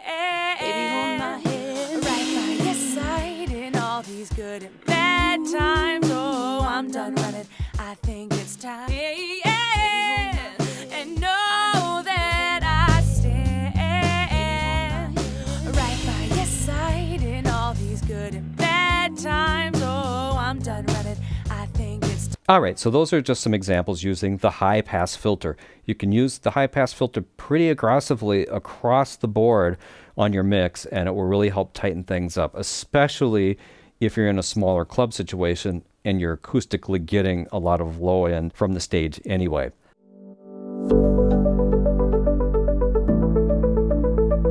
Now, as we continue working through the fat channel, in this video, we're going to talk about the gate, but I want to break it down and make it as simple as possible. So what a gate does is turn the sound off, sort of like an automatic mute button. But you got all these controls to kind of set up how it's going to turn it down and how much you're going to turn it down. Of course, you can turn the whole thing on and off with this.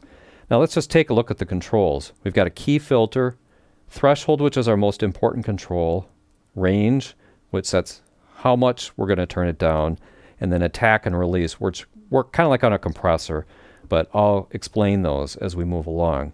There's also key listen, which is a sort of solo function. Now take a look, key filter, key listen. These are a little bit more advanced features. We are going to talk about those in a separate video. For now, if you don't know what they do, just leave key listen off and leave this turned all the way down, the key filter turn it all the way down. In this video, we're going to talk about the 4 other controls, but primarily we're going to talk about the threshold and the range to get started here. Now, why would you want to turn the signal off automatically? Well, if you have a situation where you've got a guitar amp on stage that's humming like this, whenever the band stops playing and the artist starts talking to the audience, you're going to be in here feeling like, I need to mute that channel. And then the band starts playing and you need the guitar back on, but it sounds like this. Well, it's a good opportunity to actually use the gate. So I'm going to show you how to set that up. It's very, very easy. For one thing, if the gate has got some crazy setting on it, I already showed you how to null out anything on the fat channel. But let's just put it in some odd setting. Before we turn it on, I'm going to null it. So I'm going to go over here, I'm going to hold down tap, and I'm going to twist slightly each of these knobs, and they go back to their default setting. Now I'm going to turn on the gate and unmute this. You can hear it's still making a lot of noise.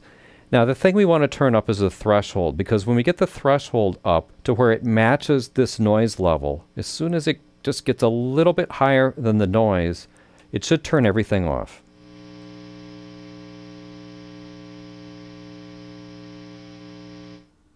Just like that. And you can see what's called gain reduction here. It actually has a full meter of gain reduction because it's fully muting off the signal. So if we get it up like this, but then if you started to play the guitar, then that would be obviously much louder than the guitar noise, and so it'll open up the gate, and you really won't notice that the gate is even on there. This is the simplest application of a gate. I do also want to point out another button that I didn't mention, which is the EXP. This turns the gate into expander, which means that below the threshold it actually turns the signal down rather than automatically muting. It's a very subtle difference. I'm going to cover that in a separate video as well, but it's just a very slight difference. Now let's start talking about some of the other controls. Threshold sets the level at which you start to mute the signal. Range sets how deeply we're going to turn it down. With range set like this, we're going to completely turn off the channel, completely mute it out. But if you back up on this, you see you can slightly turn it down. I'll just turn the gate off to show you what the difference is.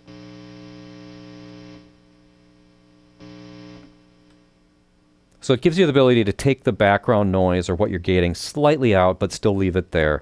Sometimes people feel like it won't cut off or won't abruptly cut off the end of notes and things like that if you apply a gate in this way. It sounds a little bit more natural on some things, like a snare that might have a light note or something like that in there. But anyway, full gating works like this, but the range sets kind of intermediate levels of gating. All right, so that's enough with that example. That's kind of a static example. Let's go on to gating a snare. So we'll bring up the snare.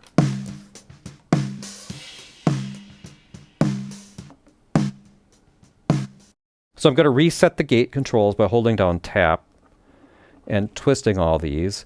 And then what we're going to do is bring the snare in and adjust this until it starts to gate out. You can see the signal here. I'm going to turn the compressor off as well.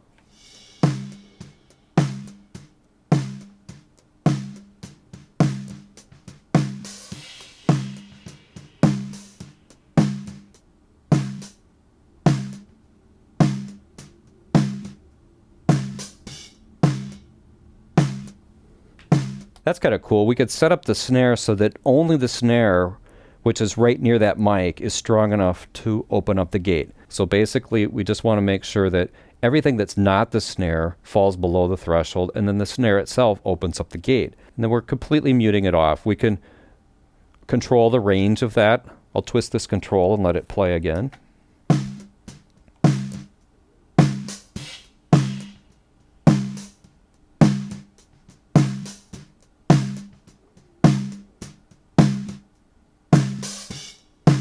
I'll just turn that all the way off so it's really clear what we're doing. Now, attack is how quickly the gate will open up when you actually play a note or you hit a drum strike. Right now it's 5 milliseconds, which is actually, compared to the attack of a drum, kind of slow. I'm going to manipulate this time and play that back, but you'll see the longer the attack, the slower it takes to open up the gate, meaning that you'll kind of chop the front or the transient part of a drum hit off. So with drums, typically you go down and use some of these really faster attack times so that as soon as you got the note coming through, or as soon as you got the drum hit coming through, you open up the gate. So we'll start here with this in the middle, and then I'll play back.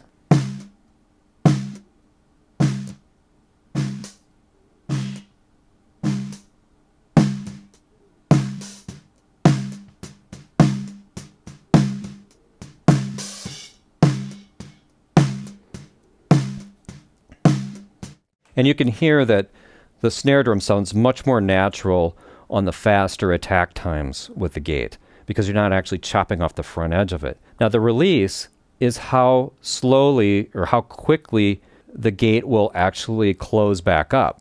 So once the signal falls back below the threshold, you're going to start muting again. Well, this tells how quickly that's going to happen. 0.7 is 0.7 seconds, so that's more than half a second at this setting here. So that's fine if you're going to pick up your guitar or something because it's buzzing. But with a snare, you might be to the next snare hit before that happens. So typically, if you're trying to get this to go along with the rhythm of the song, you're going to need to be down in this kind of area here. And you'll see that you could actually shape the back or the backside or the decay using this parameter here. So I'll turn this back up and I'll manipulate that, and you can hear how that sounds.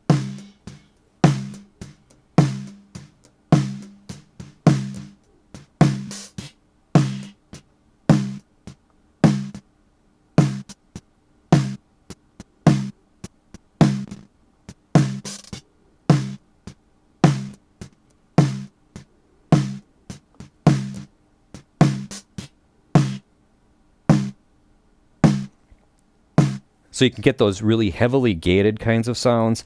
That might be useful for the kind of music you're doing. Also, if you're in a live venue, you've got some of the drums coming through acoustically as well. They maybe want this sound coming through your PA because it sounds nice and tight and it's easy to mix when you've got a nice tight sound like that. Anyway, that's what the attack time is for, and that's what the release time is for. If you don't know what you want to set those at, then for drums, you're definitely going to need to pull them back. But if you're just muting off unwanted noise, you can leave these up more in the middle like this. So those are the basics of using the gate on the StudioLive AI series boards. Those are the controls you'll find on the 24 AI and the 32 AI. And as I said, there's a lot simpler controls on the 16 channel board. We'll be covering that later.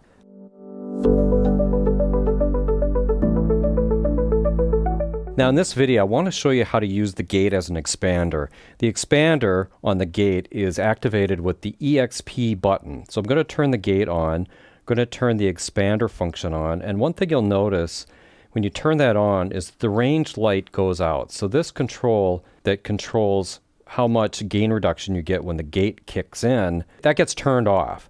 So you could sort of think of the expander of being a gate with an automatic range control.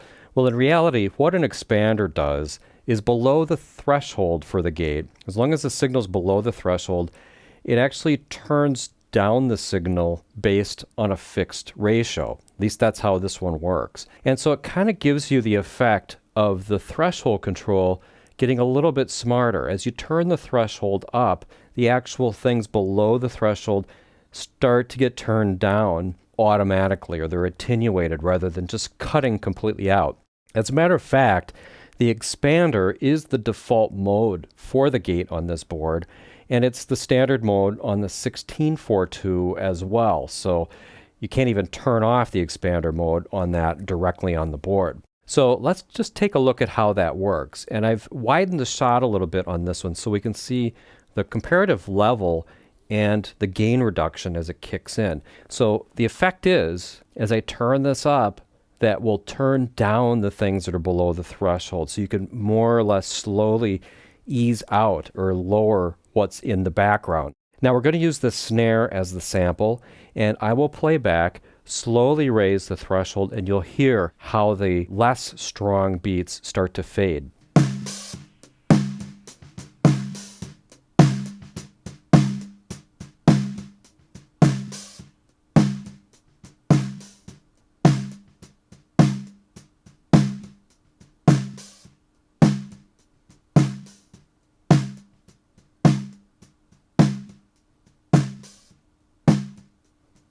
So it doesn't completely cut off the lower level signal. Now one thing we also can do is tweak the attack and release. Because this is drums, we're probably going to want to shorten the attack and also lower the release. And the release really needs to match kind of the tempo of the song so that between beats we have a chance for the gain reduction to recover. You can see the gain reduction right up here. I'm going to manipulate the attack. You'll hear the definition of the snare change as I change the attack. Then I'm going to change the release, ultimately lowering it. But you'll see if I get it up high, the gain reduction never really completely kicks in. So these are really important parameters, particularly thinking about the release being matching to the tempo of the song. So I'll play back and I'll make those adjustments.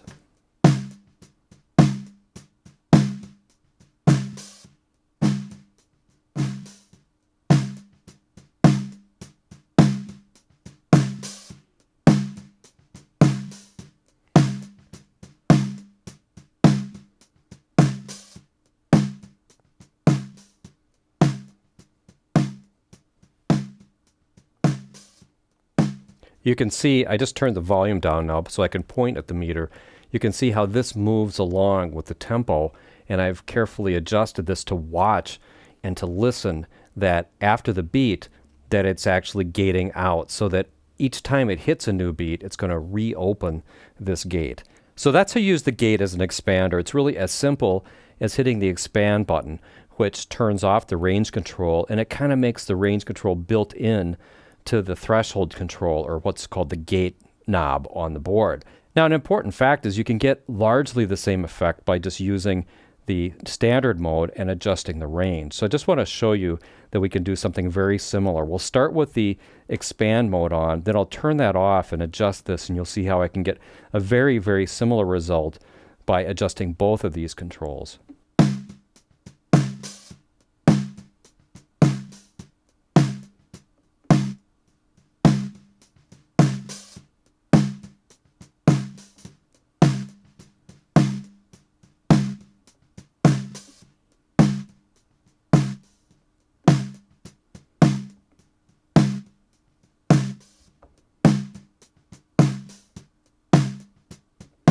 So that's kind of a summary using the gate as an expander. It's a very subtle difference. The expander is actually a little bit easier to tweak if you're kind of tweaking this on the fly, but it won't completely cut off the note or mute out the signal in the background. And that's how the expander works on the StudioLive AI gate.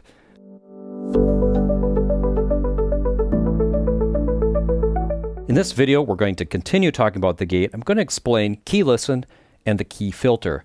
Key filter allows you to filter the incoming signal that goes into the gate to trigger the gate.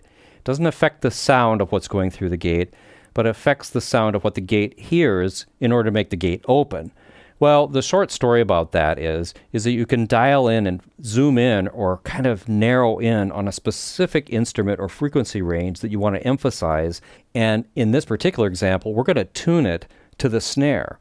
And to tune it, you just basically turn this knob until you're centered around where most of the energy is that you want to emphasize or that you want to let through the gate.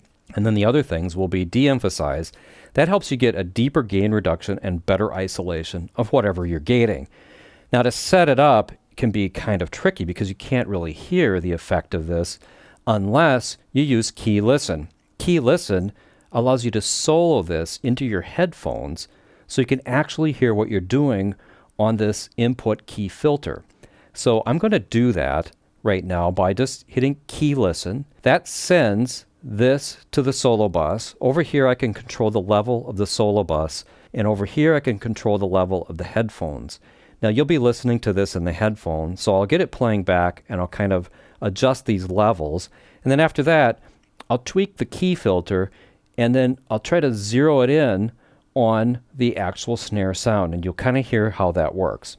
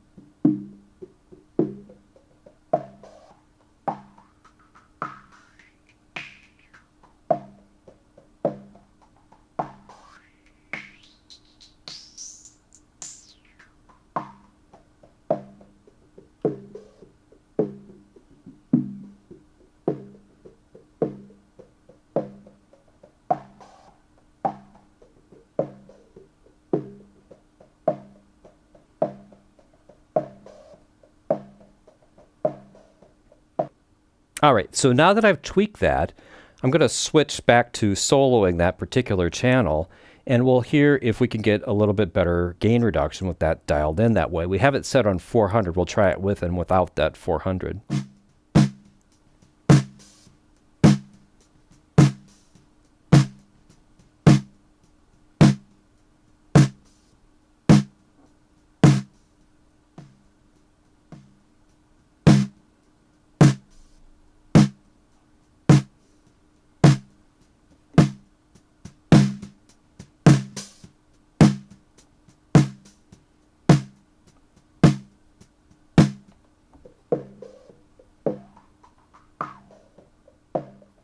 And that's really how the key listen works. It allows you to really zero in with this sweeping filter. And then we've found that somewhere around 400, we can really more or less isolate the energy from the snare. And that allows us to get a more accurate opening of the gate.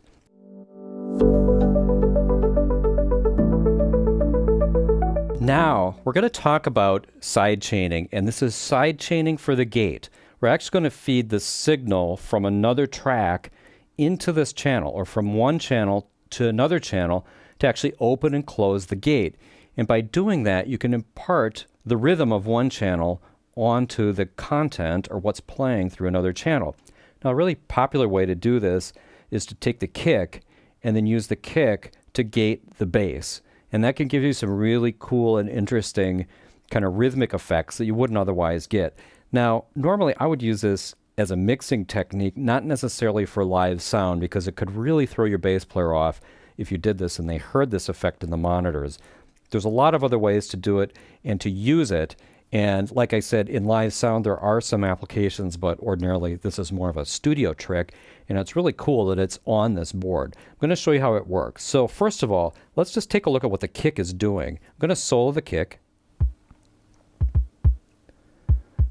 We're listening to the solo bus over here. You're listening to the headphone jack.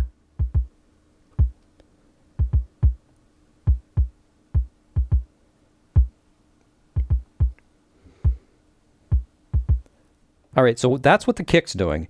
Now we're going to take a look at the bass.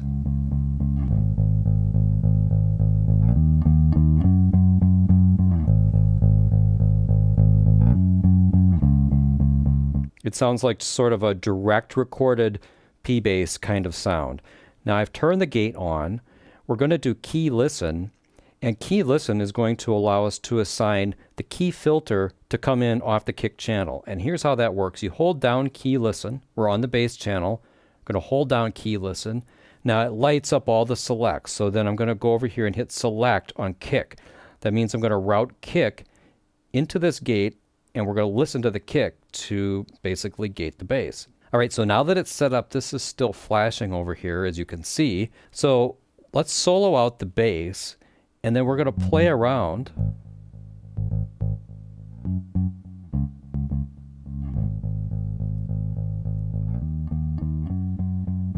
Now before we do that, let's do key listen and see if we can actually tune the key filter in onto the kick sound and really kind of line it up with the kick.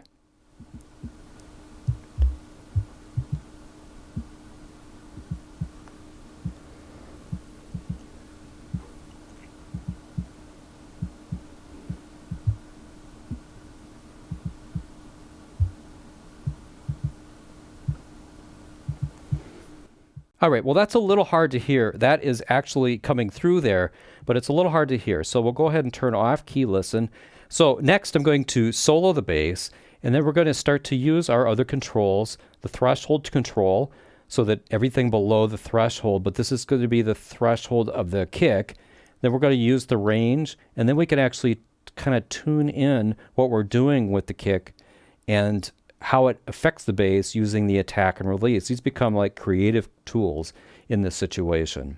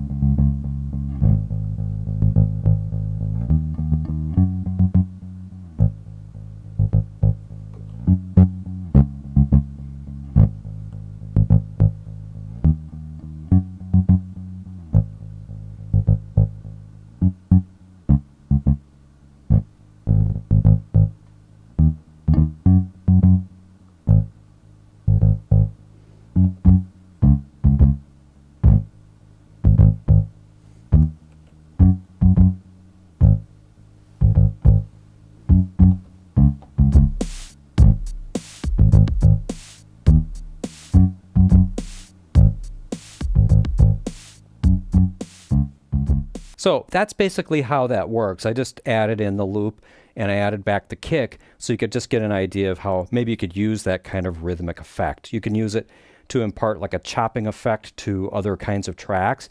But before I move on, I want to show you how to undo this. So I'm going to unsolo all of these things here. We're going to select the bass again. And to undo it, whenever we select it, you'll see that the thing that's been keyed to it is over here flashing. So to undo it, we go back to the channel where we have the sidechain. Also want to point out that up here in the info, it says sidechain channel 1. It actually tells you here that something is sidechained to it. So that's pretty important to know. Anyway, to undo it, you basically repeat the same operation. Select the channel with the sidechain, hold down key listen for a couple of seconds, and then you're going to select the channel itself. So we're going to basically do key listen back to channel 13, which would be the normal mode. So it's a little bit advanced technique. It's really cool that we can do this on the StudioLive board. And that's how sidechaining works on the gate.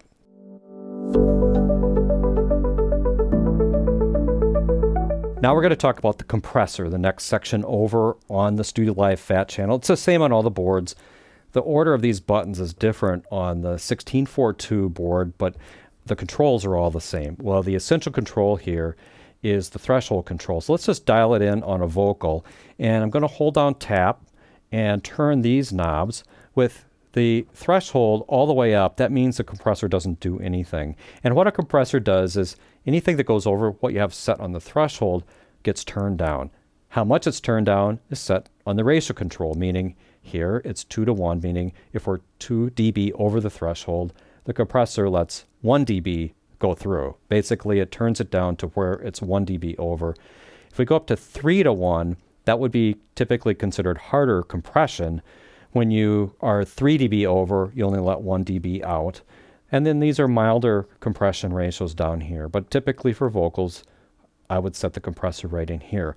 We'll leave attack, release, and gain reduction on the default settings. We'll also leave soft and auto turned off.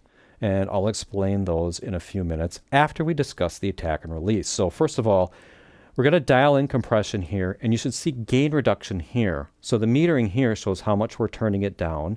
And so that's really kind of our guide besides listening to it.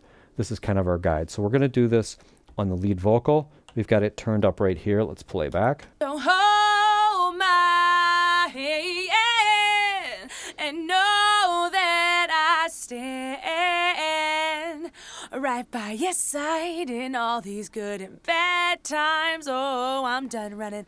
Okay, right there you saw in the word bad, the vocal got kind of really loud. And so we could tell there's quite a bit of variability in that situation. I might turn the ratio up a little bit more so we have it a little bit more under control. But anyway, we've dialed in the basic threshold. We see that we've got gain reduction going here. And really at that point we could be done. Now typically when you take 3 dB out, then you'd add it back in down here. Add a couple dB back in down here. So let's listen to the lead vocal. I think it's time to call this place home. Don't hold my hand and know that I stand. So that's a pretty good setting. During the quieter parts, we're just barely flickering on the gain reduction. We're not really clamping down on the signal. And on a lead vocal, you want to leave it pretty natural.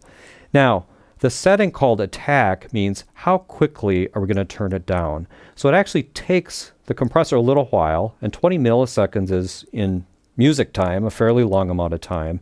But if we get up into this range, it actually takes a significant amount of time before it actually turns it down.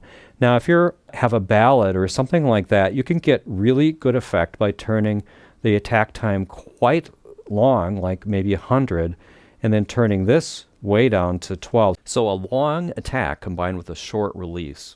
It's very flattering to vocals, particularly for ballads. It also works well if you've got something like a piano and you want to just give it a little more fullness. It's along the lines of what you would get with an old LA2A style compressor. So let's just listen to it set up that way. Right by your side in all these good and bad times. Oh, I'm done running. I think it's time to call this place home. So that's a little trick. Now, one of the ways to remember this setting is that looking at the default setting where it's 20 and 150 as kind of the starting point. If we hold down tap, this is what we're going to get. This is the default also if we zero the board. That's a good starting point. But if you start to look at reversing those two numbers and go up to 120 or 125 and put this down to 12, you've got kind of an alternative thing to try on some of your other instruments. So these you have to play with. Sometimes it's not that audible what it's doing. If you don't know what to set it at, then just put these in the middle and you'll be in pretty good shape for vocals. Another way to handle this is to hit the auto button. The auto button essentially puts this at 150 and 10. So that's the default with the auto button in. And that's kind of the, I don't want to think about attack and release mode. That will work in general for compression. And so if you're going to set it up this way, then let's turn it back on. Don't hold my hand and know that I stand. And that gives you kind of a good starting point for compression. Now, we've taken a look at that. Compression works really well this way. It also works very well on background vocals because you're not going to ride your background vocals nearly as much as your lead vocals. So let's just quickly set up compression for the background vocals using this auto mode. So on background vocal 1 and 2, I'm just going to play them back and set up some compression. Let's take a look at background vocal 1. Ooh, I'm done running. Now for the background vocals, I'm actually going to compress them a little harder because I don't mind that. I also don't mind the default auto attack mode, so we'll just go with that. Na na na na na na na na na na na na na na. I need you to hold my hand, baby, hold my hand. I need you to hold my hand, baby, hold my hand. Hiding all these good and bad times. Oh, I'm done running. Yeah, there's some crazy tape noise in the background vocals. This is pre-recorded. This is not from a live show. But I could control that by also enabling the gate on these channels, I think. I think it's time to call this place home. Na na na na na na na na na na na na na. Don't I need you to hold my hand, hand, baby, hold my hand. and know that I stand, stand right by your side in all these good and bad times. Oh, I'm done running. I think it's time to call this place home. Now, it sounds a lot more finished. The mix sounds a lot more finished. We haven't even done any EQ yet. All we've done is add a little compression to the lead vocals. So I want to show you something related to tuning the compressor to the tempo of the song. So we'll use the overhead mics for this. The overheads, we have the bass rolled off. So I'm going to turn that back on. I'm going to zero out the compressor again here by twisting all of these. And I'm going to just play it back, dial in a basic sound, and then I'll explain what I did.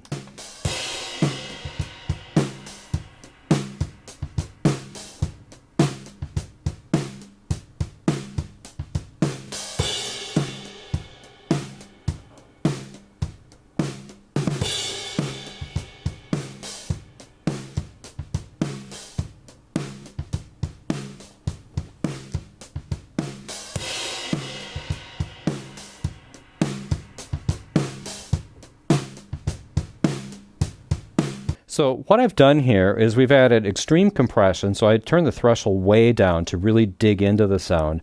I set it at 14:1 because in this particular case, I really want to control these, which is what I might commonly do on overheads. And then here on the attack time, I sped up the attack time so that it's actually kicking in really quickly. And so with drums, you know, the drum hit doesn't even last very long. So if you have this out too much, the transient's completely gone before the compressor kicks in. And then the release time, I actually made it kind of slow so that it actually pumps out and it adds some energy. This is a pretty common technique. You tune this to the tempo of the song. If you actually looked at the length of a quarter note, you would find that it's kind of going to be in these higher ranges up here. So you could sort of tune that by ear. You can watch the gain reduction kind of pumping over here, and it gives you that kind of interesting sound. Now when you do this, you get deep gain reduction. Sometimes you also kind of lose the transients, and that's where the soft knee can come in. If you enable the soft knee, the onset of the ratio is smoothed out a little bit. So when you're close to the threshold, it actually softens it up again a little bit. Now, it doesn't lead to a soft sound. It actually leads to bringing the transients back a little bit so you hear the definition of the hits better. That's a common misconception of what the soft control is all about. I would usually not use this on vocals, but I do use it on drums, especially when you tune it with pretty aggressive settings. So let me play that back again. I'm going to go ahead and roll off the bass a little bit again. We'll bring the rest of the mix back of the things we've been working on, and then we'll wrap this up.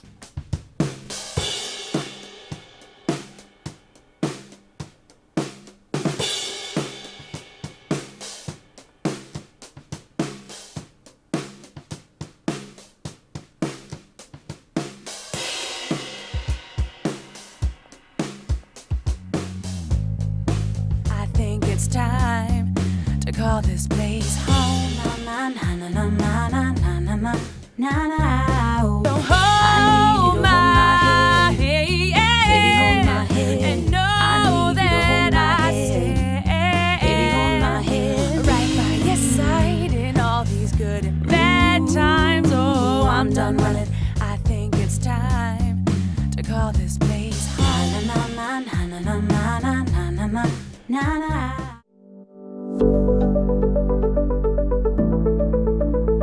In this video, we're going to focus on the StudioLive limiter, which is right in the middle following the compressor. In reality, the limiter module follows the equalizer, but it's put right here, I believe, to kind of complete the dynamic section. So the limiter works kind of like a really, really fast compressor with the ratio set very, very high.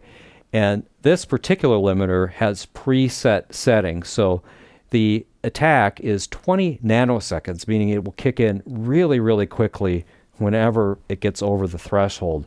Then it will stay open for 10 milliseconds, and then it will decay out for 20 milliseconds. But the whole thing opens really quickly and decays really quickly, and you can actually use it to control peaks, and it is ideal to use on drums or anything where you think you might get a sudden burst of energy that you really don't want assaulting your main speakers. And so let's just try it on the drum overheads.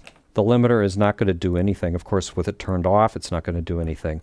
But with it all the way up, if we actually exceed full scale for the whole channel, which we could do, then the limiter will keep it under control. So on a lot of things where you might get a sudden surge of energy or transient, it's not a bad idea to engage the limiter, and even if you put it at right up here at 0 dB, just as kind of a safety net. Now, let's go ahead and play something through it, and we can actually lower the threshold and use it more as an effect.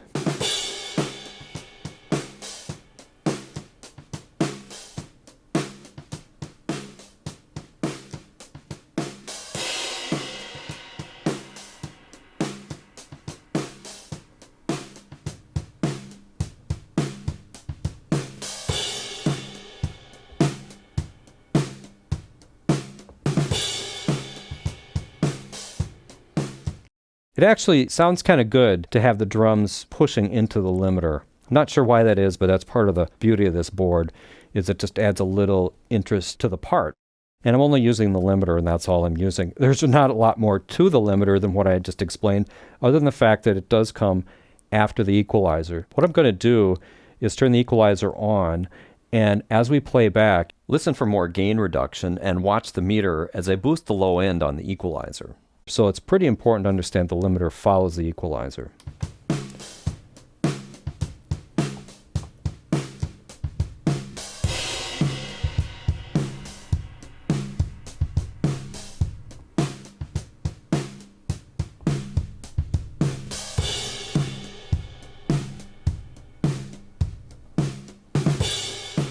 It makes it actually a lot more safe when you start to dial in some low end, like a big low end shelf on your drums, to have that limiter there as a safety net. And like I said, it's kind of an effect. Not only does it help protect the mix, but it actually sounds kind of good too, just to drive into that limiter a little bit. You could use it on anything. I particularly would use it on drums, or if you have anything that might just suddenly open up and get too loud. 1642 AI has a one button limiter, so it's always set like this. Otherwise, it works largely the same as this.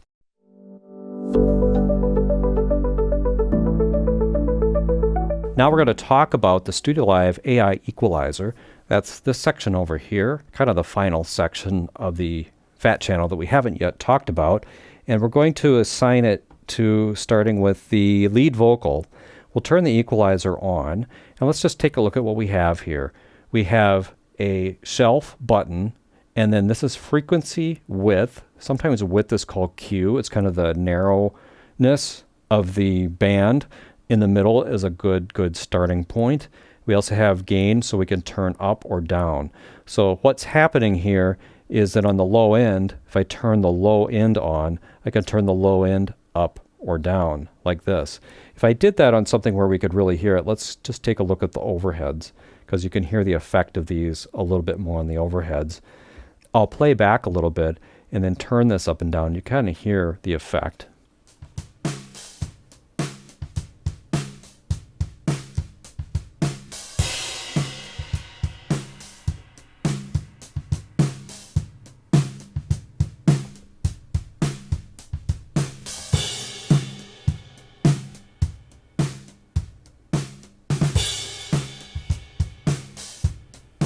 So if we're doing a boost, you can hear there's a big difference between doing a shelf at 130, which boosts frequencies from that shelf frequency down, to doing a normal bell-shaped filter, which is with this off, it's a bell-shaped, what's called a parametric EQ filter. And then it's centered around 130. And so it actually is a much higher frequency. And so it sounded a lot different with a boost at that level. Now, just for dialing stuff in on the board during a show, I like to start with the shelves. That is if I'm using this on individual channels. If I'm using the EQ for monitors on the auxes, I normally would not use a shelf because then I'm going to be dialing out frequencies that I don't want to hear. Same thing on the subs and maybe on the front of house. And we'll talk about that a little bit later on. But for a normal situation, I would actually start here, hold down tab, turn all these to the neutral position where it's really doing nothing. And now we've got a nice ability to dial in a little top end if we want, a little bit of mid-range. This is set nicely to scoop out a little bit of the low mids on many, many kinds of sounds. Turning this down slightly at this setting will sound really good. Let's try that.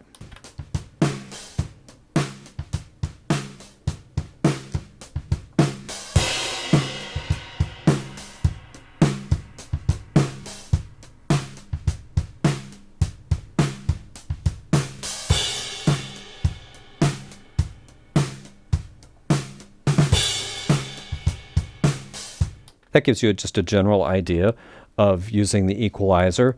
Now we can tune the individual bands using the width and the frequency control. So let's take a look at a snare, put it on the correct channel.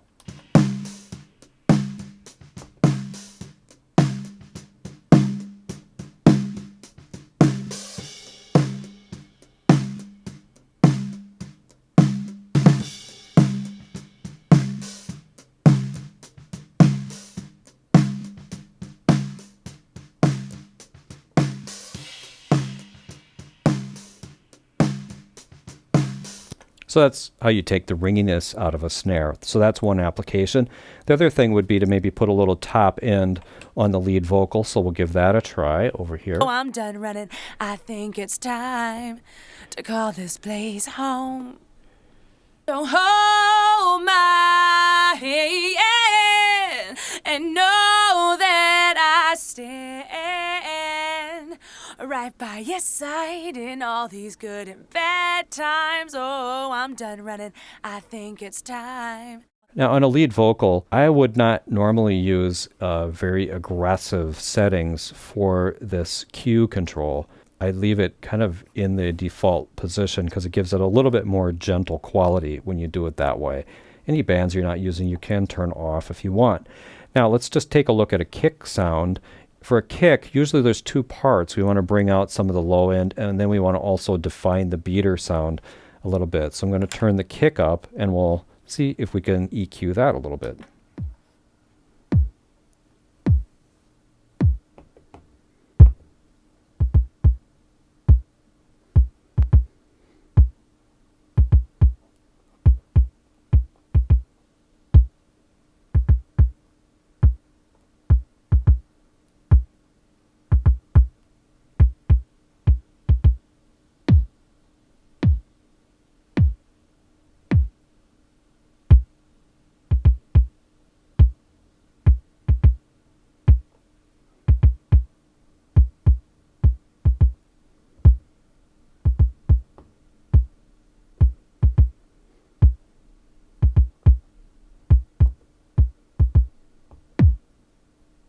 We actually had two different kicks there. There's the normal kick, and then there's a kick sample obviously coming in there as well. That just gives you a little bit of idea. So with those EQ settings dialed in, I'm just going to bring the mix back up, and you can kind of hear that all of those little tweaks just add a little bit more finish to the overall mix. Stand right by your side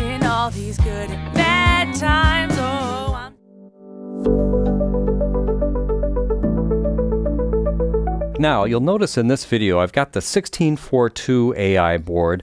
This is the 16-channel mixer, and you'll notice the fat channel is a little bit different on this board. Now, I'm going to go over the differences of the fat channel, but one thing to keep in mind if you own this board, or if it's a board you regularly use, is that it actually does internally have all the features of the two larger boards, and they're available from the Universal Control AI application, sometimes called VSL, and it gives you access to all of those features. But when you're using the board hands-on, standalone, you have a few limited features, but in a way, it could be kind of an advantage because, in a way, it's easier to use. So we're going to take a look at the differences. We're going to get started with the gate. Now, for this video, I've loaded up a different song, and this is an actual board mix from the band L'Angelou. And so we'll get a little Cajun-style music for a change to switch it up from the song we've been listening to. I'm going to isolate some of the things. We're going to just take a look at the gate. And we'll start with the snare. So I'm going to solo the snare. I'm in solo in place mode. We'll get playing back.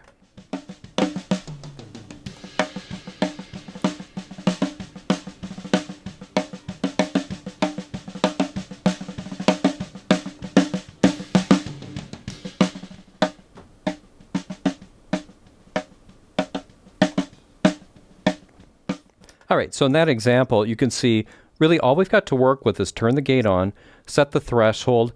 It's always in the expander mode, meaning as you turn it up, it's going to lower the things that are below the threshold. And so that makes it really easy. The other thing you can do is tune the release time. And by tuning the release time, as I showed in the other video, you can match it to the tempo of the song a little bit better.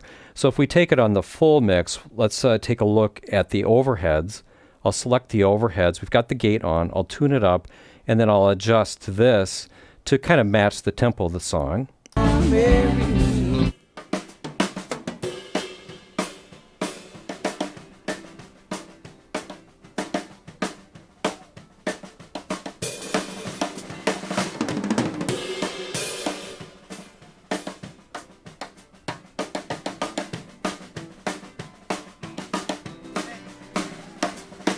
You can see that gives you kind of a little bit of a bounce that goes along with the beat. And it might not work on this kind of music, but then I kind of like to dial in a little bit of that, certainly on the overheads. Also on the overheads, we can do the normal things. You can see I've got the low end rolled off. I've got the limiter engaged. Now the limiter is set where it's at full scale, meaning that just anything that goes over 0 in the whole mix of the channel will get limited. And so there's really nothing to set other than to turn it on. And it does come after the equalizer, just like in the other boards. So something for drums, I usually will leave the limiter on. Then we do, of course, want to watch our levels. Now let's take a look at the equalizer. You can see the equalizer has no specific cue controls. We can turn on all the bands. It also doesn't have a full on-off button, at least not directly on the board. You can do that through VSL. Now with all the bands engaged, we don't have the middle knob that allows you to tighten up the bell shape on all of these bands. But for the middle bands, for low mids and high mids, we have a high Q. And it actually, this high Q dials in a tighter bell shape.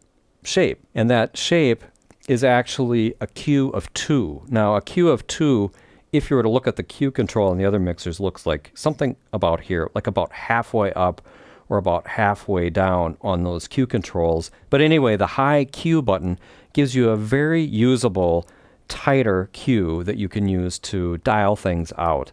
So with it set that way, let's just take a look at the fiddle.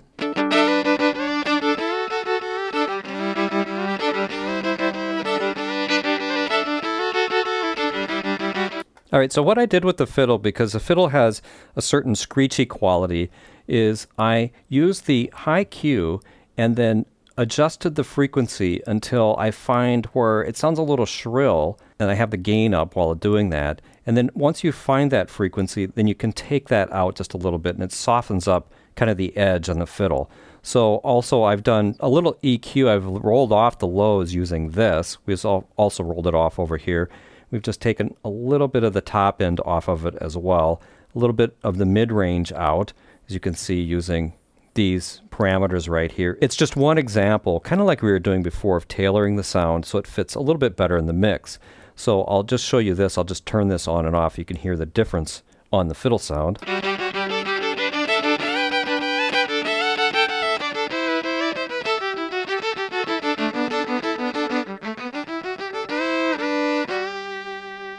So with those tweaks in there, I'll just play you a little bit more of this song so you can get an idea of the overall tune. And that is really a summary of the only differences that there are between this fat channel and the fat channel on the other two boards.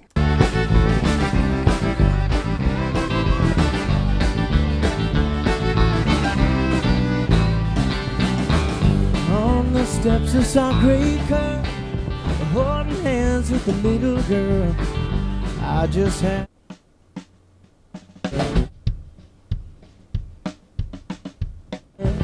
But she takes her every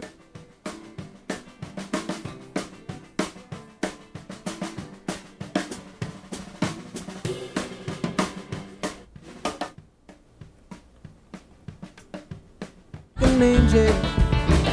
And when I walk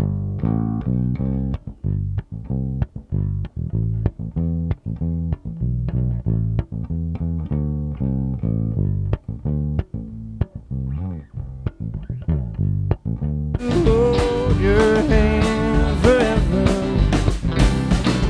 you make me closer to heaven when you Smile, Mary, Mary.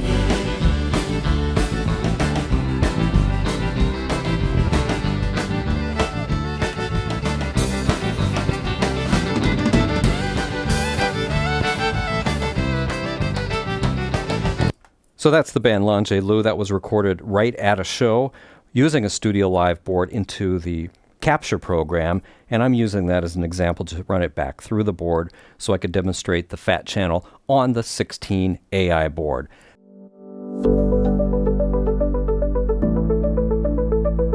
In this video, I'm going to show you how to copy settings from one fat channel to another fat channel. Now here's the procedure. You start at the channel where you want to copy from. I've got my vocalists here, Steve Page and Katie from L'Angelou. I'm going to start with the Page channel, which is channel 12.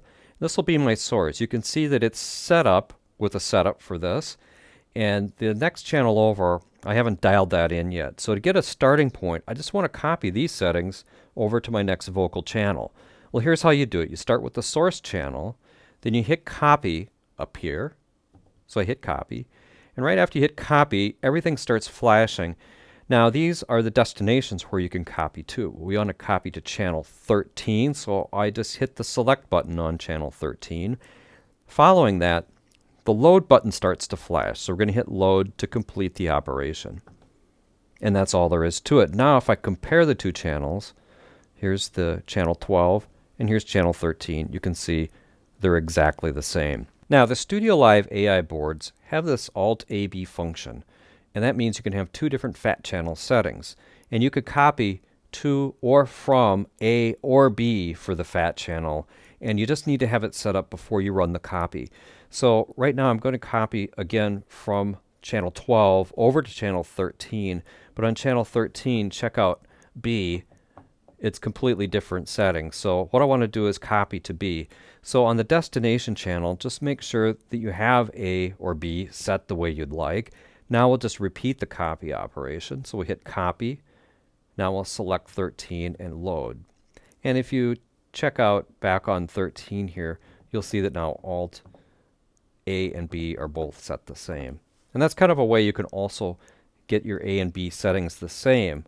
On the original source channel, right now A and B are exactly the same. But let's go to B and mess it up a little bit. Just to change it, turn all these off.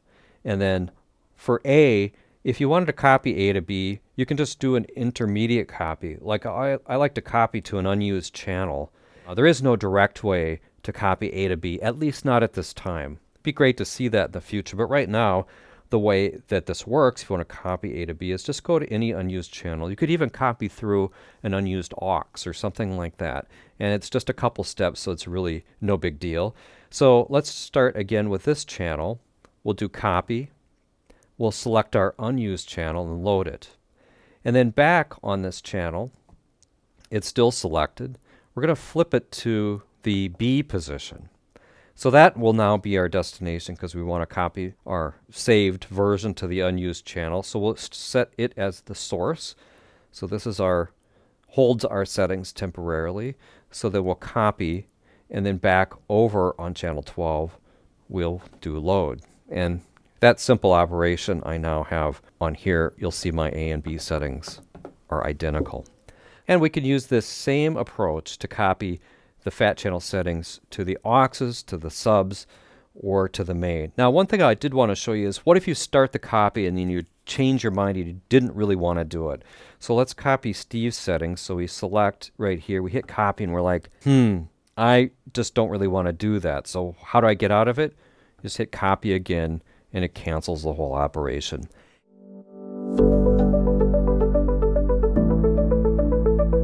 In this video, I want to show you how to load presets and then also how to save presets for the fat channel. It can be extremely useful if you're really trying to get your mix set up quickly in a live sound situation. And StudioLive has really useful presets for all of the main instruments you'd normally find in a band. So here's how this works. We're going to start with the kick. On the kick, to load a preset for a kick, we just hit load up here on the fat channel. And then the LCD display automatically changes to the channel preset page. And here we have memories that you can select with the value wheel or the value knob. And you can see to start right off, you can select from a few different kick presets. And then if you keep going up, you can get into different categories of drums, bass, guitar, keys. Here's for horns, percussion, vocals, and then empty locations where you can store your own stuff. So let's just go back here and load a kick preset. I'm going to load from memory 2. All I've done here is I've selected this. I hit load to get it into the load mode. And then to actually load it, I hit recall right over here in the LCD display master control area. So watch the fat channel. And now it magically goes into this setup. Let's just listen to that.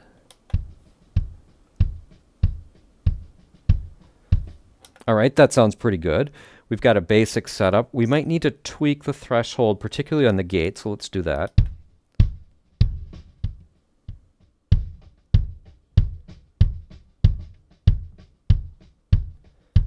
All right, we're going to just move right on to the snare. Now, check it out. The load button will stay on when I select the snare channel. I'll go ahead and solo the snare. I don't have to keep hitting load. I can actually go right down the line and just keep hitting select, dial in the sound I want, hit recall in all the channels. So in a matter of about a minute, you can dial in presets for your entire show. So let's choose something for the snare. Select snare. We'll go over here to snare 1. Now I'm going to play back as I do this so you can hear it, and I'll load a couple of these snares.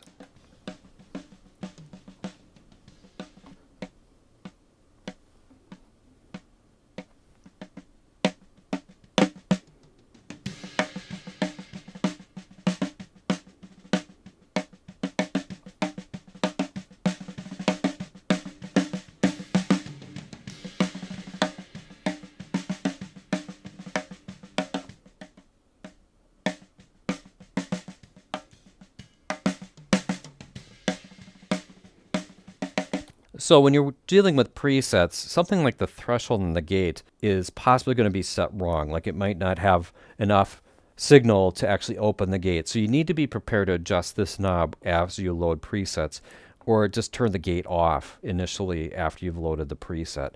The other thing is the preset dials in certain frequency ranges, and there's a gain and boost. But of course, you're going to want to adjust these to match the actual sound of what's going on stage.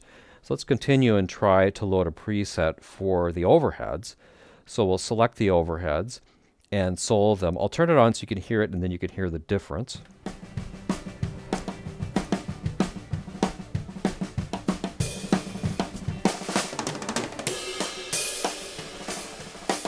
Now there you could see that particular preset really rolls off the low end. That'd be pretty typical for overheads to really take out the low end. So that's some examples of loading presets.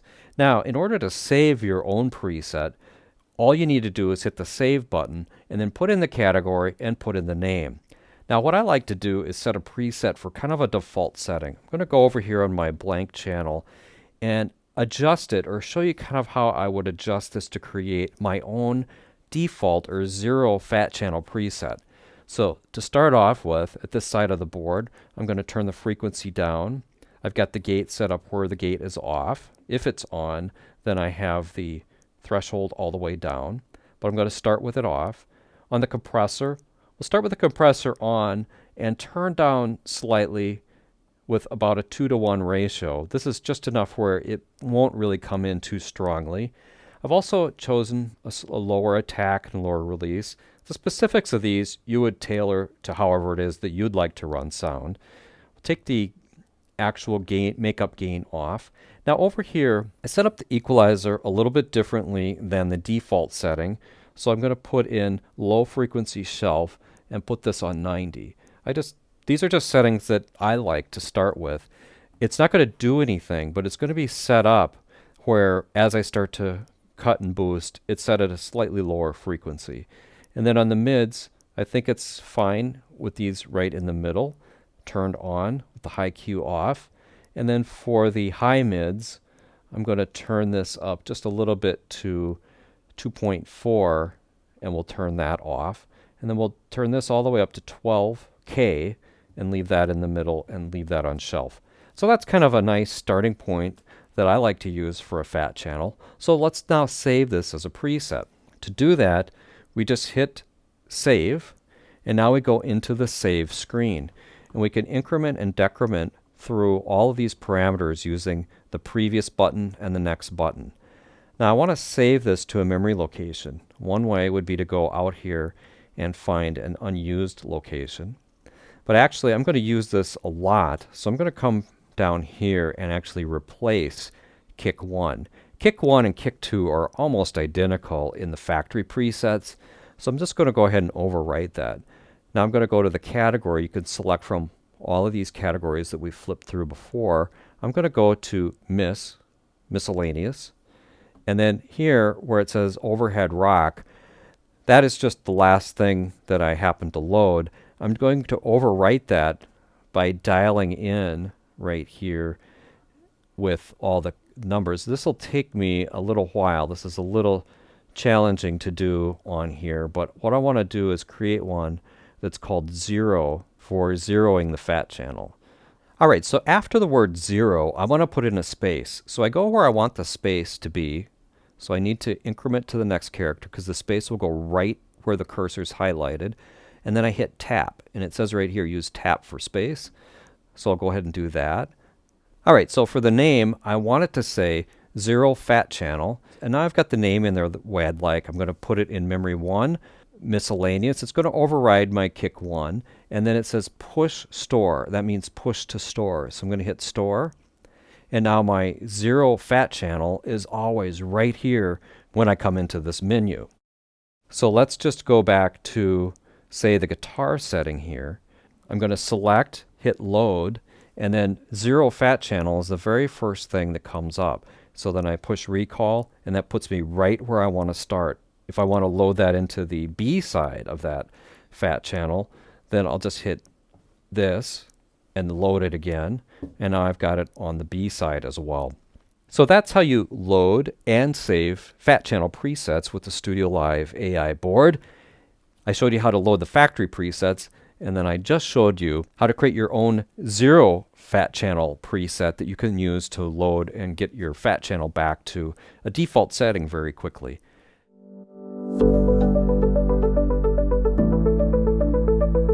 Now we're going to focus on effects for the next few videos. This is an introduction, kind of an overview of the way the effect system works. You'll notice in the main master section here that it actually says digital effects right on the display. So the display is where we actually recall which effects we're going to assign to our 4 effects buses.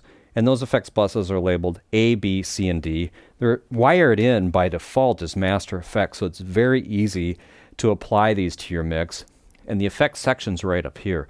Now this is the 32 channel board. It works identically on all the other boards except just the board's smaller. But this section and the effects, the quality of the effects, everything's the same on all three boards. Now to use these, first of all, you would assign the effects to these different buses, and you do that by hitting the effects button right here. Now the first two are preset to be reverbs, and the second two are preset to be delays. So to choose which effect, you hit FX, and then page all the way to the top, and you'll see that we have A, B, C, D. They're all shown on one page. This is the preset name. That's actually the preset number. This is R6 bedroom, which is a nice small room sound. Here's R30 plate verb thick, which I kind of like to use for vocals. And then this one is the short slap, medium short slap. I think that stands for D2. Very useful mono delay for your basic slapback.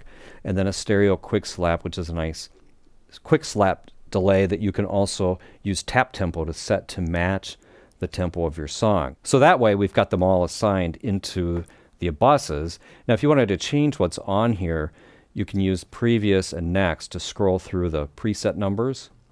So if we wanted to change this first one from bedroom to, say, kitchen, then you'd dial it into kitchen and then you'd hit recall to pull that up. But I'm going to leave it at bedroom. This area here also shows you the fundamental underlying algorithm. So you can see that bedroom is a small plate sound and thick is a plate sound. You can see mono delay and stereo delay for the other two. Now, that's the fundamental thing about how you set them up. That's the first page, page 1, under the effects section. If you page down through here, you'll see that now you have settings, individual reverb settings for each of the buses or each of the effects units. This is for A, for B, C, and D. These are delays on C and D. A and B, you can see, are reverbs. And then there is a page 6 related to storing presets and naming them. So we'll cover that in a later video. But for now, starting at the top page, this is where you get the overview of what you have loaded in. Now to get started, let's apply our plate reverb to the vocal channel. If we take a look up here, these are the main effects buses, and these are the output levels as they're mixed into the main. So if we want to add some plate reverb, then we have to make sure that we've got this somewhat at least turned up. This will be the overall level of the plate reverb mix. There's a select button, which we'll get to in a minute. That allows you to add fat channel processing, and it's a shortcut to the settings. I'll just hit it. That pulls up a fat channel because you can process the effects bus with the fat channel, so you could EQ the effects return, which is kind of cool. And it also gives you a shortcut into the settings for that when you hit that. See, if I hit select here, it goes right to A, that goes right to C, and right to D. There's a mute, so if your artist starts talking on stage, you want to mute your reverb because it sounds bad when they're talking to the audience and you have reverb. You can just hit mute right there. Now mix, this is where we actually set up the mix and apply the reverb as a master effect to any of the things that you've got in your mix. So if we want to apply it to the lead vocal, this works a lot like mixing monitors to an aux. You hit the mix button, and then on the encoders here, you find that channel and dial in a little bit of that effect. So let's add a little bit of that reverb to the lead vocal. And it all feels like the very first time, but put it on me now. I don't want to go back to my solitaire town. Breath at a time. I breathe in one breath at a time. Now, by the same token, we could add that to any of the other channels, any of the other instruments. If we wanted to add delay, which is probably what I'd start with a lead vocal, add a little delay. We'll try adding a little mono and stereo delays to this lead vocal, so I'll play that back and mix a little bit of that in. And it all feels like the very first time, but put it on me now. I don't want to go back to my... All right, so that's basically how we set up the effects. It's very easy with the StudioLive boards because there's really no setup to do other than to go to the first page here and call up the preset that you want to use.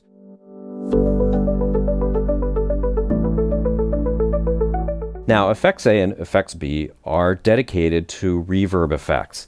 I showed you that in the previous video. And I also showed you that if you hit select, over here on the display, you see the more detailed parameters. Now, the great thing about this board, is there aren't that many parameters to deal with the reverbs or the delays. Basically, you can select the algorithm, and to do that, you use the next button and the previous button to go up here to the algorithm number. This is algorithm T6, and if you use the value encoder, then you can roll and select the other ones. Now, if I wanted the ambient, then I would hit recall right here, and that sets it to ambient. Now you can see ambient only has a decay setting. Ambient is a little bit more of a mellow kind of a sound. I'm going to addition it on the snare. So to do that, I'm going to hit mix here, and then dial a little bit of this in on the snare.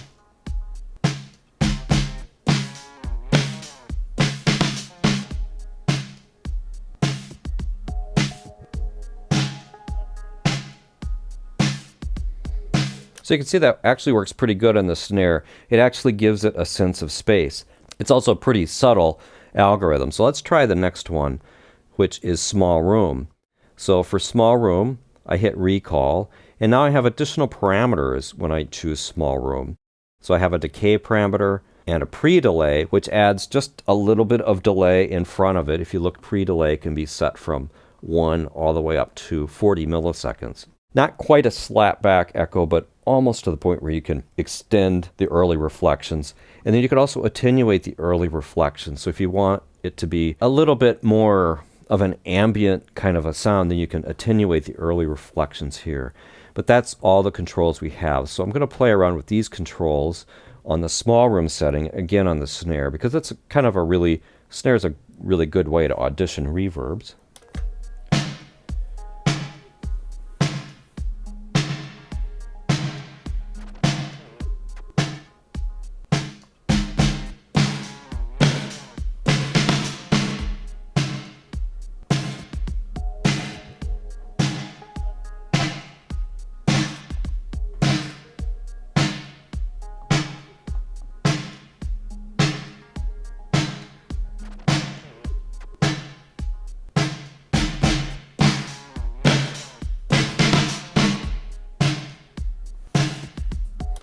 Now the nice thing about using pre-delay is it actually gets the reverb swell up out of the way of the actual notes and that sort of thing. So it's a very common parameter to manipulate. If you want the most natural sound that matches the algorithm, then you would put decay at 1, put this to the minimum, and then also turn this to its maximum. So you're allowing the early reflections to come in. Let's take a look at one of the longer algorithms, which would be the not the gated hall, but the large hall. So I'll recall that, and then we'll play that.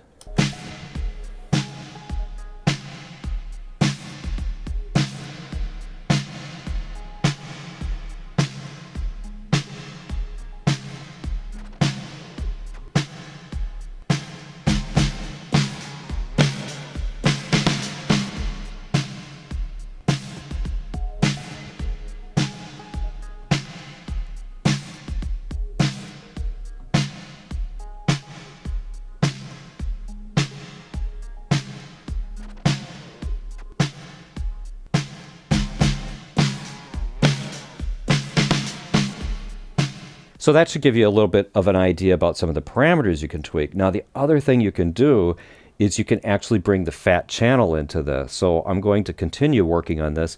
With this selected, then the fat channel now opens up. So if I turn on the equalizer on the fat channel, I can process the reverb return, and that gives you some additional creative control. So I'm going to turn on the snare again and just show you some ideas about what can happen when you use fat channel processing on the return. I'm mostly going to use EQ in this situation.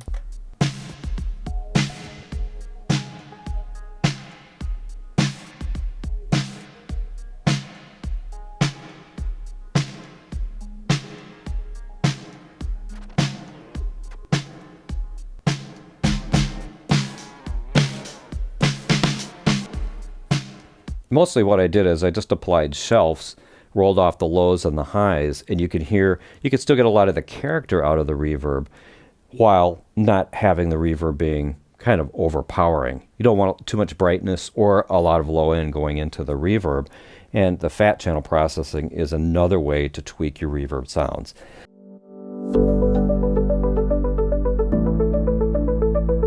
Now, effects buses C and D are your delays. So if we hit select, then that opens up the additional delay parameters. Now there's only 4 underlying algorithms: a mono delay, a filter delay which is similar but includes a sweepable filter. There's a stereo delay, which is very useful, and a ping pong delay, which gives you a back and forth kind of an effect with the delays. It's also useful, but the ones I use the most are the mono delay and the stereo delay, and I would use them in almost any kind of a mixing setup. I would have one stereo and one mono set up. So let's take a look at the parameters. With the mono delay, you have the time in milliseconds right here. So a normal slapback would be in the range of maybe 145 to 200 milliseconds, really common sound that you're probably used to hearing. And then the time, this is based on the time, if there's an offset of the time. So if the time is set to 145, you might have it go a little bit longer. Now the time can also be set with the tap tempo button. So if you just tap along like this, then you can see that it set it. So if this effect is the one that's selected, then tapping, the time between the taps will actually set that delay. If I tap faster, you can see you can set a wide variety of settings. You can also dial it in directly. Now the reason that you have the offset is if you have this set to a strict quarter note, you actually might want to delay the echo just slightly, like that, maybe 110%, so that the slap doesn't happen right on the beat.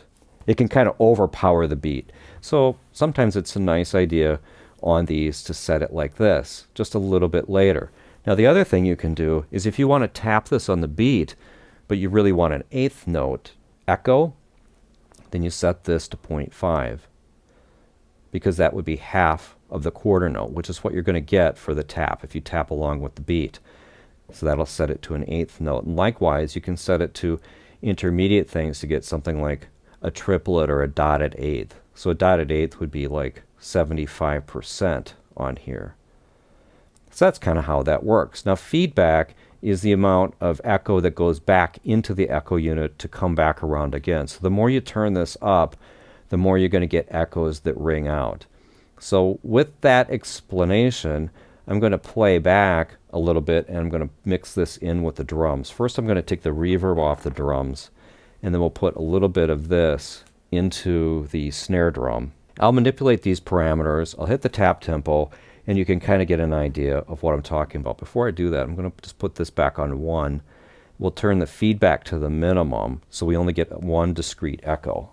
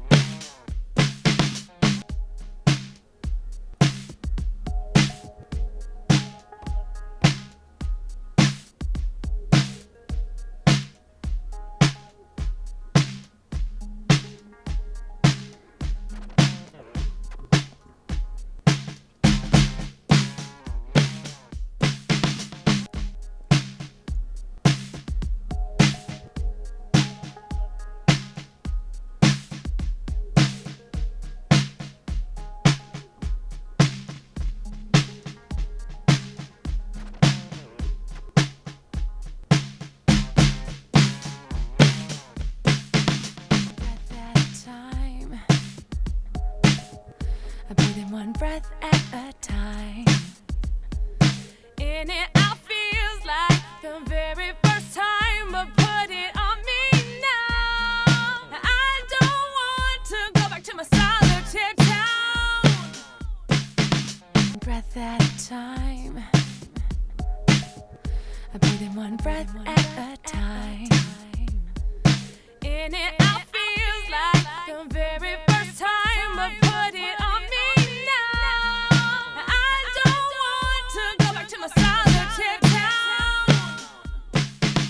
Breath at a time. I breathe in one breath at a time. In it out feels like the very first time, but put it on me now. I don't want to go back to my breath at a time. I breathe in one breath at a time. In and out feels. All right, so I showed you a wide variety of settings. I switched over to the lead vocal after a little bit. You can also see how that the echoes can be really overpowering if you're not careful with this. Now, a common tape echo effect, slapback echo effect, you'll put this kind of in this range, maybe between 150 up to 183 or something like that. And that gives you a very identifiable common effect. And I like to have something like this dialed in. When you do that with a slapback, then you also don't need really any feedback. Now the thing is, I would normally also combine this with some fat channel processing. So I hit select here, turn on the shelf, and I'll also roll off the highs and the lows. And that way it gives you a little bit more of a tape effect. You can tweak that, the sound of that reverb return, to make it a little bit more lo-fi, and it gives you a more kind of authentic tape effect. Now for stereo delays, which we've got set up here, I'll play back a little bit of that. There's a few more parameters, and so let me just explain how the stereo delay works. Here's your fundamental time, which you would get off the tap tempo. So this would be the time of a quarter note. Now you can do an offset on both time 1 and time 2. That means this is the left side and this is the right side. So the left delay is time 1 and time 2. So you can dial in something like this. So if we dialed in 50 here, then basically it would be an eighth note based on your time setting. And then here, if we dialed this into 50, then it would be the same thing. So if you wanted eighth note delays, this would wind up coming out mono. So one of the nice things about having this where there's two different settings is you can make these slightly different. So if you make this one a little bit less, or maybe make that one 50 and this one a little bit more, then you'll get more of a stereo spread. You can also set the feedback, the amount of regeneration or loops through the unit separately for the left delay and the right delay. And then this sets the stereo spread, which is like a pan control for those two delay lines. Kind of like allows you to bring in and narrow that or spread it all the way out. You can see that you can set that at 1, which is all spread out, or you can have it down here at 0, which basically makes it mono. But controlling that gives you a lot of flexibility. I really like the stereo delay. So I'll play back with this on the lead vocal, and you can get an idea of the effect of the stereo effect by offsetting the left and right delay times relative to the master delay setting. You could also tap this in with the tap tempo. Like the very first time, but put it on me now. I don't want to go back to my solitaire town. Breath at a time. I breathe in one breath at a time. In and out feels like the very first time, but put it on me now. I don't want to go back to my solitaire town. Breath at a time. I breathe in one breath at a time. In and out feels like the very first time, but put it on me now. I don't want to go back to my solitaire town. Breath. So that gives you a little idea how the stereo delay works. It's very, very interesting kind of delay. The ping pong works a lot like this as well. So if we select this one, you'll see ping pong, if we recall it, it has a little bit of different parameters because you have ping and pong. So basically you have left and then you're going back and forth between the two sides. It sounds like this. That time. I breathe in one breath at a time.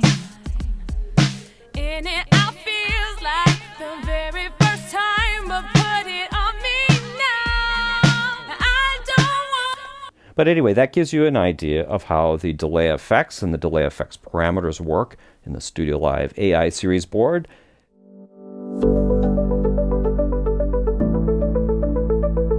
Now it's pretty easy to save the effects once you've got an effect dialed in that you like, and that way you can recall it anytime you'd like to use it in your show. And so what I'm going to do is use the example of the one we were just listening to in the last video, which is a mono delay. So I'm going to apply a mono delay on FXC, and I'm going to dial this in with the effects time set right here, 169. I think that should sound pretty good. Let's just play it back, see if we like that.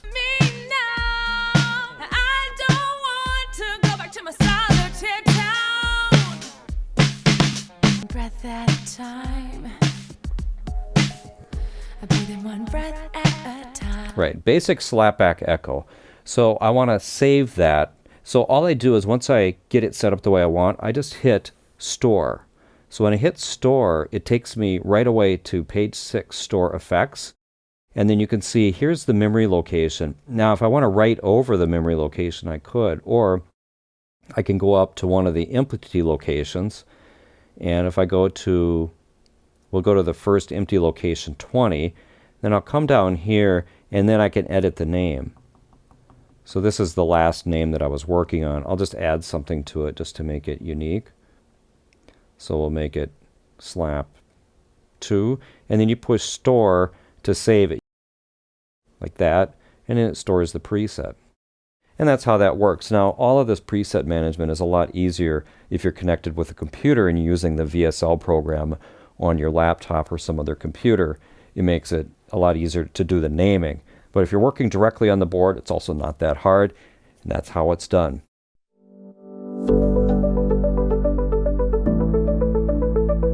Now, a common question is, once you've got your effects set up in your main, how do you actually hear that in the monitors? Or how does your artist on stage actually hear effects in their in-ear monitors or through their floor wedges? And so I'm going to explain how that works right now. Now, first of all, you won't hear anything through your monitors if the effect is not dialed into the mix at all. So I'm going to go over here to the mix for the vocal plate, and we're going to add some of this on the lead vocalist. So that's Vox 1 right here. So let's just turn some of that on. And we'll be monitoring through aux 1 for this video. So we're actually hearing what you'd hear up on stage. So I can't audition that for you right now, but I just want to show that whatever you want to hear in the monitors, you have to also have it pre-set up in the effects mix for kind of your main. Now we can take effects bus B and we can put it into the monitors. And the way we do that is on the monitor mix. This is monitor mix 1, which I'm assuming is for the lead vocalist. If I hit this once, you can see here's all the various things that are coming in from all the channels, and the lead vocalist themselves is turned up a little bit. If I hit mix one more time, I go into the aux flip mode. I did explain this earlier on, and that opens up some additional parameters, kind of like taking your monitor mix and extending it by these additional 9 channels. Now, what you'll see if you look really carefully here on the graphic, on the label on the fat channel, is you'll see FXA, FXB, FXC, and FXD. So if we want to take that vocal plate and add that in, we can take the entire effects bus and mix it in to the monitors here with this B. So let me play back and see if that worked. In it out feels like the very first time, but put it on me now. I don't want to go back to my solitaire town. And it did, so we can get some of that vocal plate in there. Let's try adding the mono slap in. So back on the main mix, it's already set up from our previous example that we have mono slap mixed in into our main. And let's then take this, which is on effect C, and add some of that into the monitor. So we go to the monitor. This is monitor for the lead vocalist. And then we hit it one more time to get it into the aux flip mode. And then we'll take our mono slap, which is on effects bus C, and we'll add a little bit of that in. Breath at a time. I breathe in one breath at a time. In it out feels like the very first time, but put it on me now. I don't want to go back to my solitaire town. So that's how it works. That's how you get your effects buses mixed in to the monitor mix. And it's kind of a two-step process. You have to have it mixed in to the effects bus, and then you mix the effects bus in using the aux flip mode. So there's a lot of jargon there, but in reality, once you practice a little bit, it's really quite simple.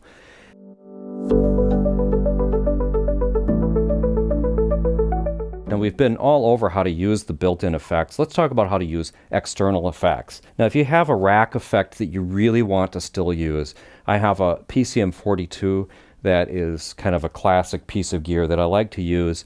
It's a mono delay line, so I'm going to use that as the example here. And the way that you use a delay is you use the aux outputs. Now you could use stereo aux outputs if you have a stereo effect, but normally you'd use a mono aux output to drive a delay. And if it's a stereo effect, you'd bring it back into 2 channels, or you can bring it back connecting its outputs to aux input A and B. The nice thing about using these aux inputs is that they're stereo. So if you have a stereo effect, you can connect the left and right channels, and then you can control it right here. Now when I'm running sound for a show, I really like to have that effect, particularly my slapback echo, right on a channel because it makes it a lot easier to ride it, because you can really affect the performance a lot by being able to take that echo out and bring it in at the end of a phrase. It also gives you the quick ability to slide that out, take it off when the artist is talking.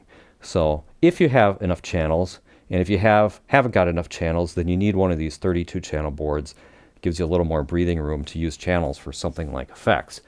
So the way that you'd patch in the effect is to take the aux output. I like to use the high aux outputs, and then I would patch those into the effect, the output from the back of the board to the input of the effect, and then from the output of the effect back into the channel that you want to use. Now the thing about effects is typically you want them to be post-fader, unlike your monitors.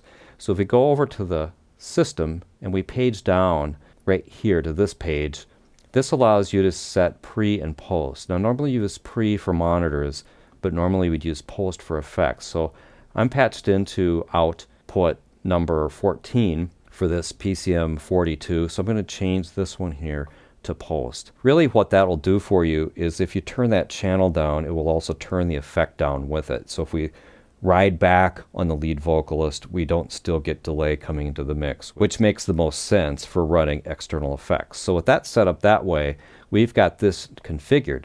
Now to add a little of this delay in, we just, first of all, we have to have the output knob up to drive to the effect, but then mixing works just the same way as with the built-in effects. We hit the mix button, and then we dial in with the encoders how much of this effect that we want to get into that mix. So I'm going to turn that off. We'll play back a little bit, and then I'll set up over here on the PCM the basic delay. It has a very unique character, which I kind of like. So I'll just play around with those settings. You can see how I'm operating the external unit, and then we'll get some of this mixed in on the lead vocal. In it, I feels like the very first time, but put it on me now. I don't want to go back to my solitary town. Breath at a time. I breathe in one breath at a time. In it, I feels like the very first time, but put it on me now. I don't want to go back to my solitary town. Breath at a time. I breathe in one breath at a time.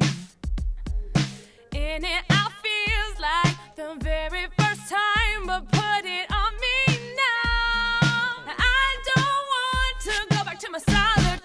So that gives you an idea of how you use external effects. Basically, you mix them in, you patch them in using aux outs, usually set to post, and then you can run the output of the effect back into a channel and then ride that channel for a creative effect, which is the kind of the way I like to do it. Alternatively, you can use the aux inputs A or B as your effects returns, especially at the smaller boards if you just don't have enough channels to spare.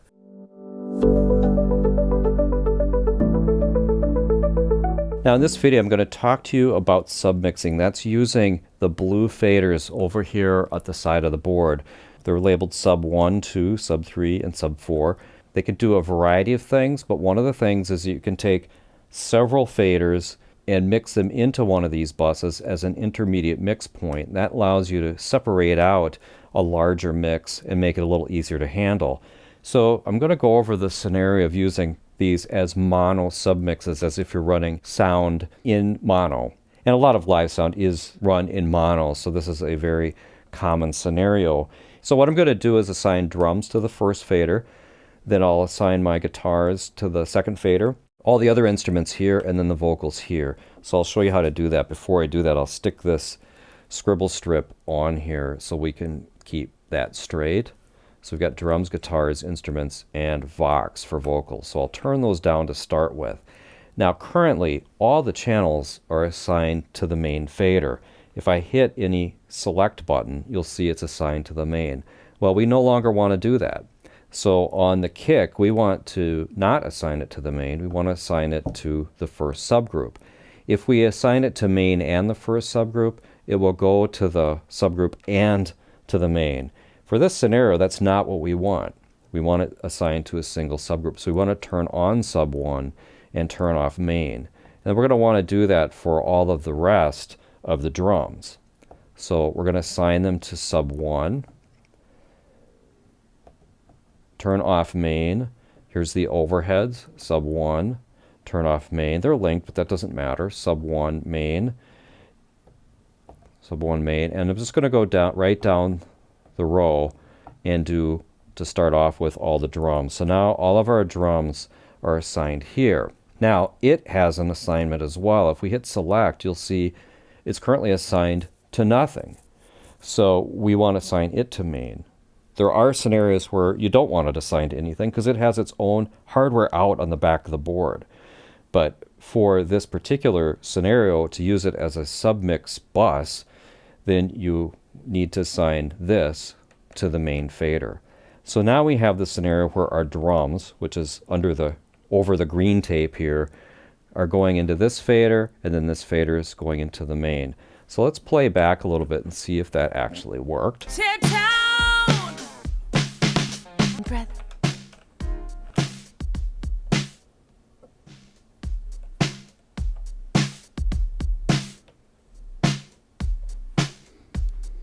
And it did. So this fader now has our drums on it. Now let's do the same thing and get our guitars. We'll also include the bass guitar in that. So I'll select the bass guitar, and we're going to unassign it from main and assign it to sub 2. And then select guitar 2, same thing, guitar 3, same thing. And we'll also pick up these effects guitars that way, assign them to sub 2, not sub 3. And then I think we're all set with guitars. So we'll turn these up a little bit. And then we should have control of the guitars in the mix using the second fader.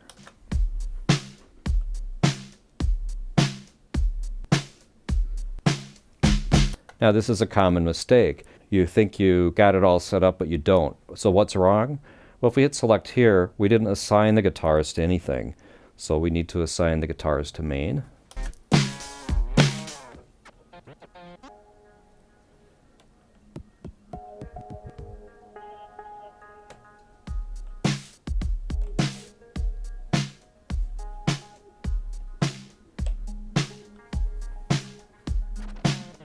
All right, so in that section of the song, these guitars aren't playing, but we're picking up these effects guitars.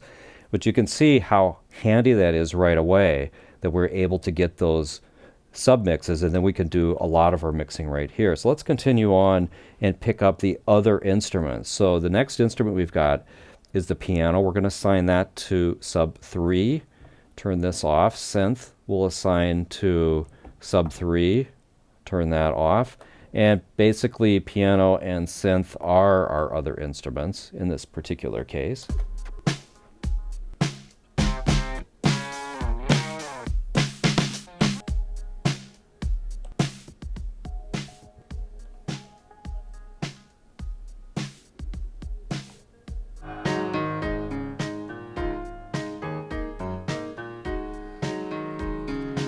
And then our final thing that we need to set up is all of the vocal channels. So if we select here, then we'll turn this off and assign this to sub 4, sub 4, sub 4, and sub 4. We can turn these up a little bit, get our lead vocal going. And now this time we won't make the mistake. We'll select this, assign it to the main.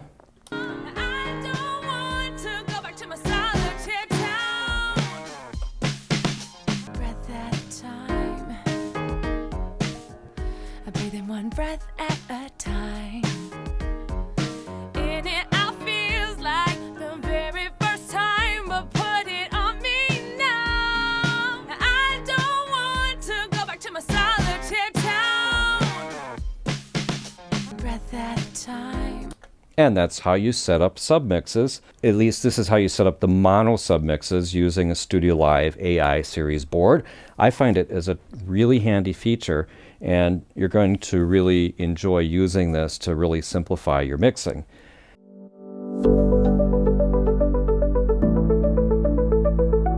Now, I showed you how to do mono submixes. We can do the 4 mono submixes as I showed you in the last video, and we broke it out into drums, guitars, instruments, and vox.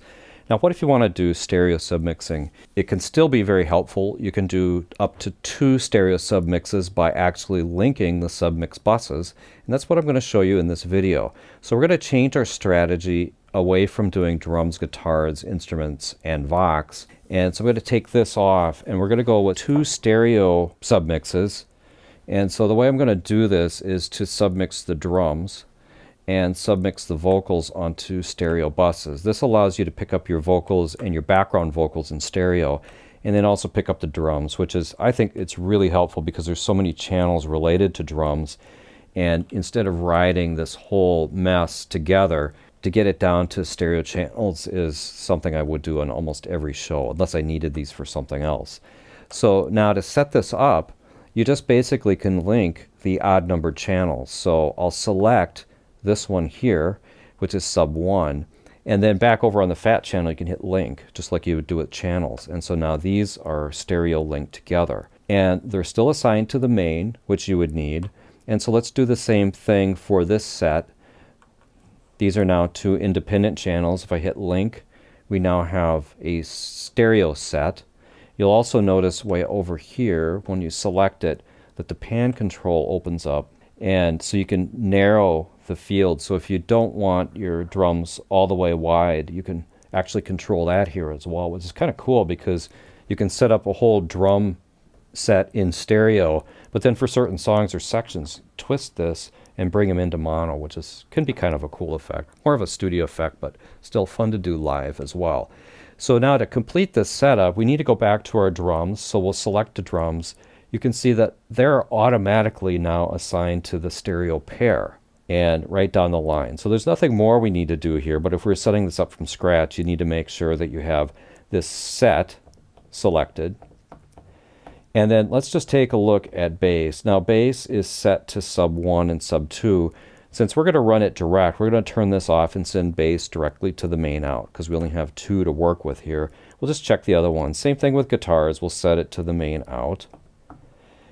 And piano, all the instruments basically will mix right here on the board, since main out only. And this effects guitar.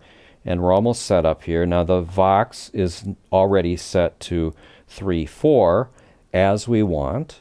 And so let's just check all of these, and they're set to 3/4. So now we have the ability, we already have these background vocals panned. And so those are all set the way we want.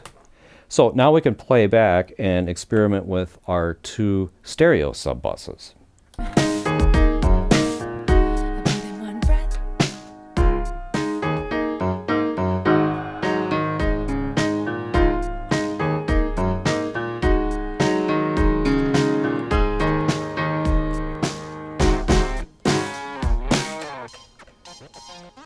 Not my solitaire town, no, no, no. So hold my hand and know that I stand right by your side in all these good and bad times. Oh, I'm done running. I think it's time to call this place home.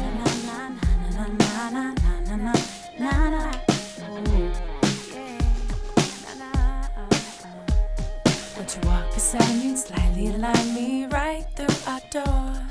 I don't presume that I won't get used to it, no. Give me a time or 2 more. Oh, oh, oh, breath at a time. I breathe in 1 breath at a time.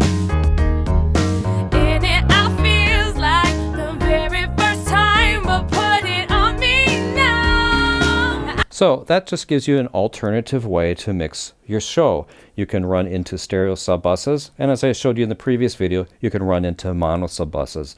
The routing's very straightforward with the assigned section in the FAT channel, so have fun with this.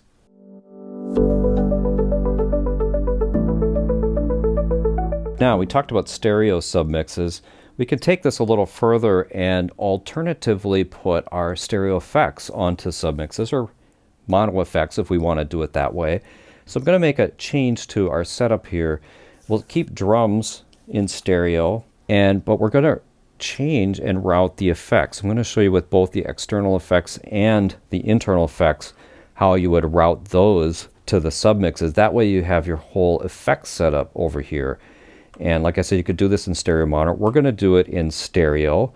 And so if we select it, we're already linked up from the previous example, but if you're not, you would link it over here in the FAT channel, select sub 3, and then link these two together so we've got stereo. And now the first thing we're going to do is go up to our drum room, effects A, and hit select. Now, when we do that, we see the routing. It's currently assigned to the main out, and that's the way we've been using it from the beginning of the video series. But instead, we're going to assign it over here to sub 3, which will get us sub 3 and sub 4, and then take it off from the main.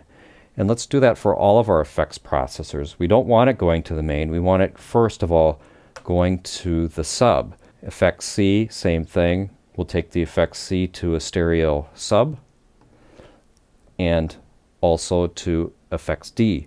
Now, the return from our external effect, we could do the same thing. So if we take our PCM42 external effect that I showed you earlier, it's currently assigned to the main. We'll take that off and then assign that to our stereo sub. We can even pan this return within that stereo sub by selecting using the pan control. So you could put the delay to either side with it set up this way. So that's really kind of cool too.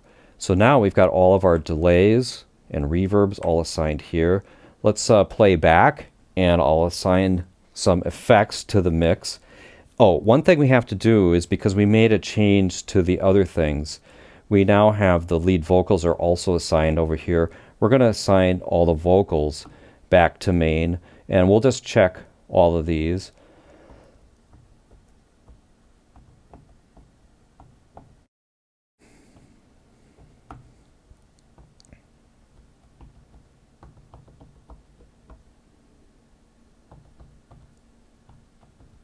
So all of our instruments and our vocals are now assigned back to main. So only the drums are assigned to the stereo bus. We have the effects going here. And also let's just mix some effects in ahead of time so we make sure we've got something going on. So for the drum room, I'm going to go over here and add a little to the snare drum. And then for the vocal plate, I'm going to add some of that. It's already on the lead vocal. We'll add a little bit to the background vocals. The mono slap, I want that on the lead vocal. And then the stereo delay, we'll also put that on the lead vocal. Drum room sound, I'm actually going to add a little bit of that to the piano as well.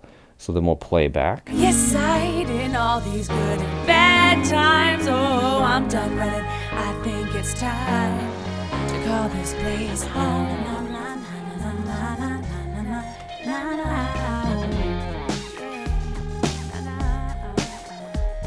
But you walk beside me and slightly line me right through our door. I don't presume that I won't get used to it now. Give me a time or two more. Oh, oh, oh, oh. Breath at a time.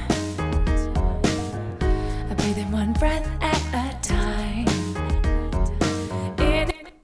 All right, so when I first turned on the effects, I didn't have the knobs on the actual individual channels up, so we weren't hearing the effect of those. As I got those turned up, now I can turn all of my effects up and down on these two faders here, rather than going to all these individual knobs and this one here. And it's kind of really nice, because then you can kill these effects when the artist starts talking, and like I showed you before, you can play the entire set of effects to kind of bring them down for intelligibility, bring them back up for kind of a cool effect, or bring them back up during solos.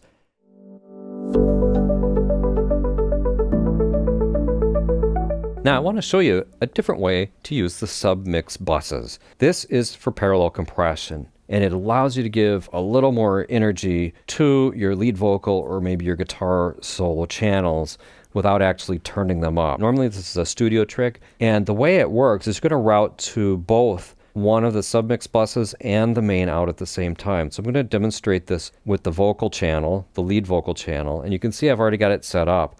I'm routing to the main out, which would be our main path. If we play back, then we would actually hear the vocal line the normal way, but we're also routing at the same time to sub 4, which I've got set up, and it's labeled parallel comp. And so as I bring this in, I'm going to dial in on this channel some pretty extreme compression and limiting. And so first I'll turn the limiter on this channel, and we'll bring this way down. We'll turn the compressor on. I'll also put it on auto, which I think is probably fine for this, but you can play with attack and release too if you want. And then for the ratio, I want it set way up here like 14:1, or maybe all the way to limit, which is 20:1. We'll leave it at 14:1, and then we'll turn this threshold down.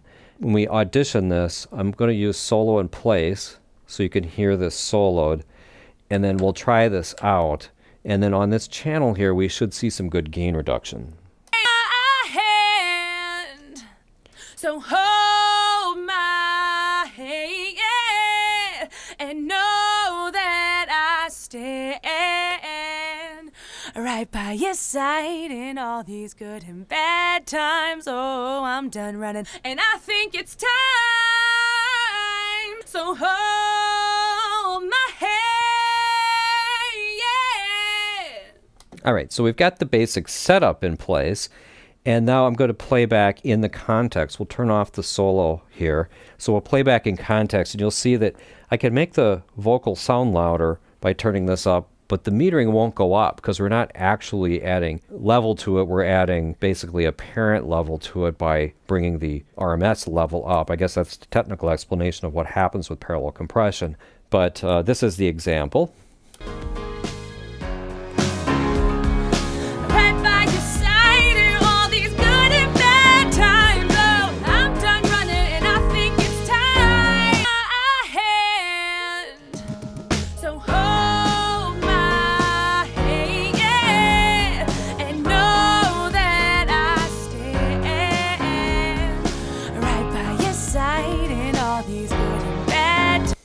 The cool thing about it is that as you bring it up, it doesn't affect the transients nearly as much as it would if you just compressed it directly, and you're not using up your headroom when you do that. So it's just kind of a nice thing to have available over here. Now you have to be aware of what you're doing because you really only want to route one thing to it at a time. So if you're also routing one of your guitars to it, when you're on a song where you want to use it, you'd want only one thing assigned to it. At least that's the way I would use it. So that's an example of using a submix bus for parallel compression.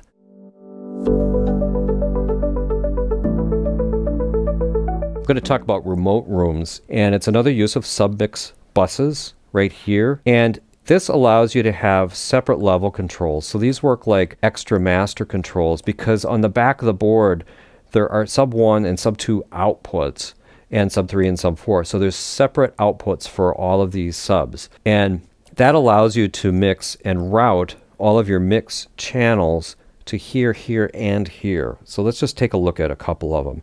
Back over here on guitar 1, you can see if I have a remote room, and this could be an overflow room or a cry room in a worship situation, then I can set this up where I'm mixing to my main for front of house sound, but I can also mix to one or more additional rooms. So to do that, you would turn on multiple assignments like this.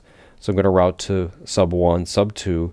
These are going to be actually separate rooms, separate wiring off to those rooms, and then also to the main. So, and now I've preset all these like this. And then the thing you need to be aware of is back over here in the submix section, if I select this submix, I actually don't want it routed to the main at this point, because I'm actually going to pick up the hardware jack on the back of the board and connect powered speakers or an amplifier up to that individual channel. Let me just check the overflow too.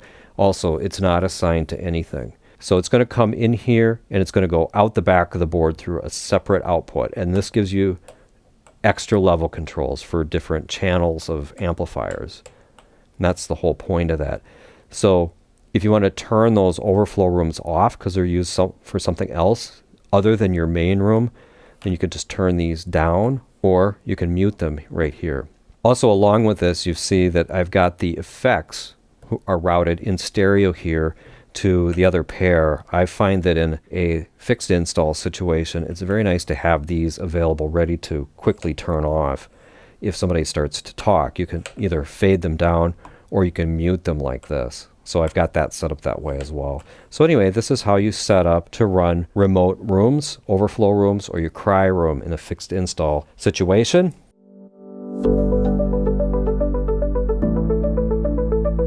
Yet one more use for the Submix buses is to use delayed speakers. If you have fill speakers that are set back from the stage, which you might really want to do that to keep the sound pressure level down, because the speakers up on the stage or your main front of house speakers, to get them loud enough for good coverage in the back, you might need them too loud for the people in the front. So the way around that is to come back from the stage closer to the audience or in the audience and put additional speakers back there.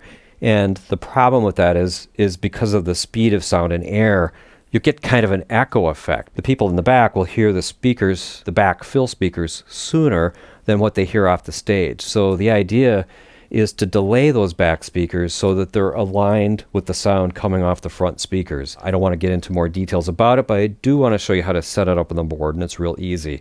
Now, it's based on the same concept as when we run a remote room. And the way you do that is you're going to route your mix to your mains and to your fill speakers. And I've just set up this one. In most situations, one channel of fill speakers is, I guess I would say, common, though you could have large installations where you have multiple layers back of those fill speakers. So the way you do the routing is just like we did before. For all of your instruments, I'm going to route to the main and to this fill speaker. So that's on sub 1. And then the fill speaker itself is a powered speaker connected to the output on the back of sub 1, on the sub 1 out on the back of the board. And it is not, if you look at the selection here, it is not routed to anything else internally because we're just going out the hardware jack on the back. That is exactly like we use for remote overflow rooms in the last video. But if we want to dial in a little bit of delay, then we go to the system menus, and then over here on page 7, we have this sub-out delays. And then for each of the sub-outs, we can dial in a delay. Now you can think about this in milliseconds in terms of feet. So if your sub is 30 feet back, then you would put in 30 milliseconds here, and then you'd have your 30 millisecond delay.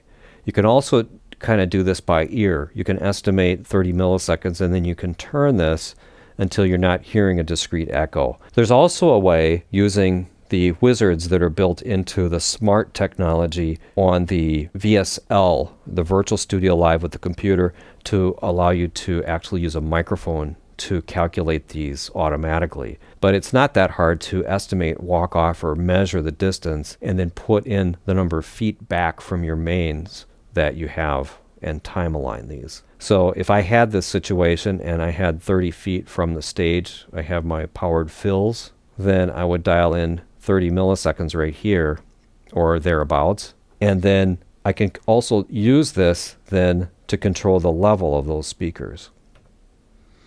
And that's as simple as that.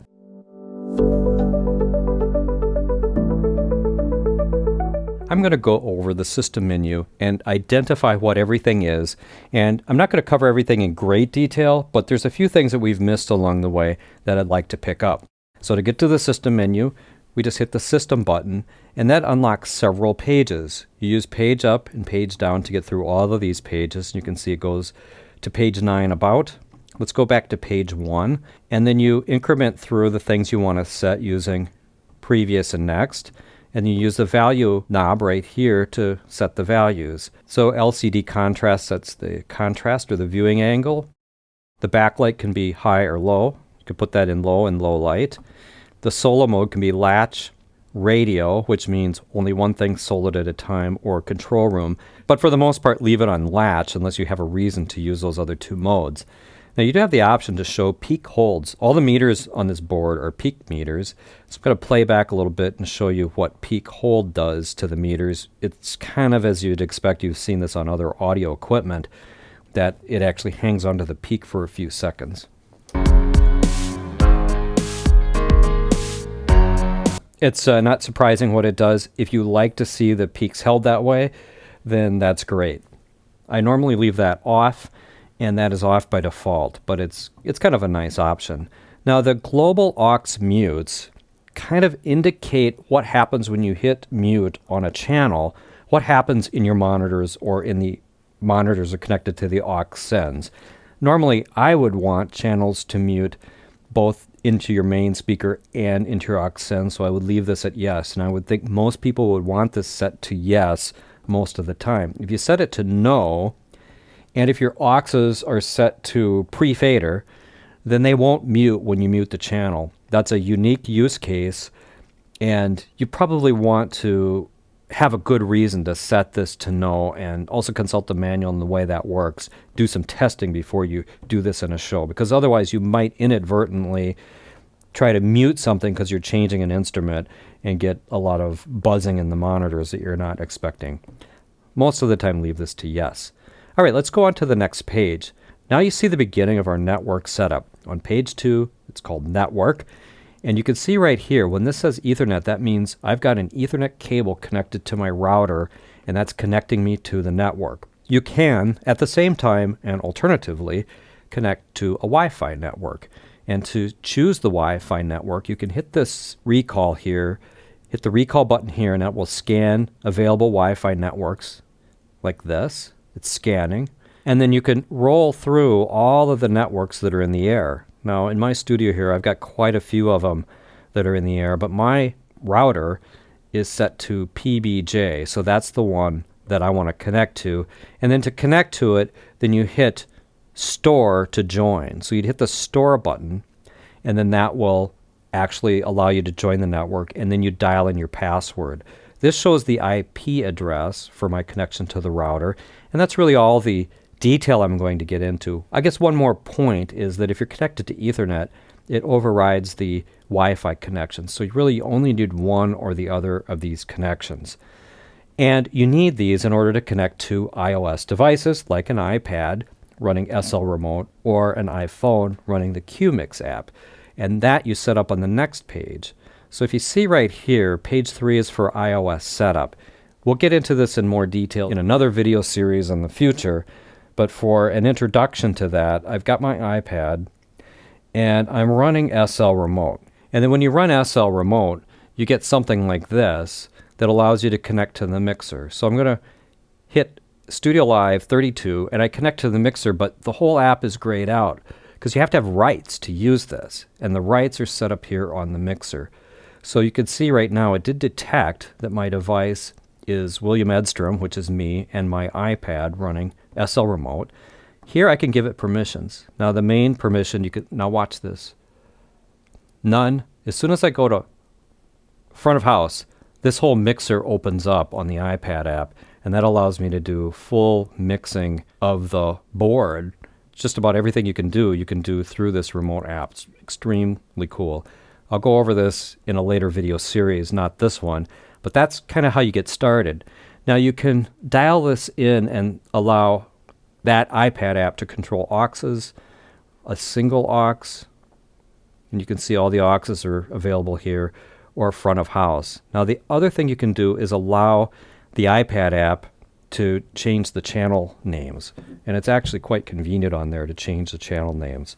That's how you do this. Now if you have more devices, then you can scroll through them here, and that's how you'd also set up iPhone apps for the QMix app. But I'm not going to go into that now. We're going to go on to the next page.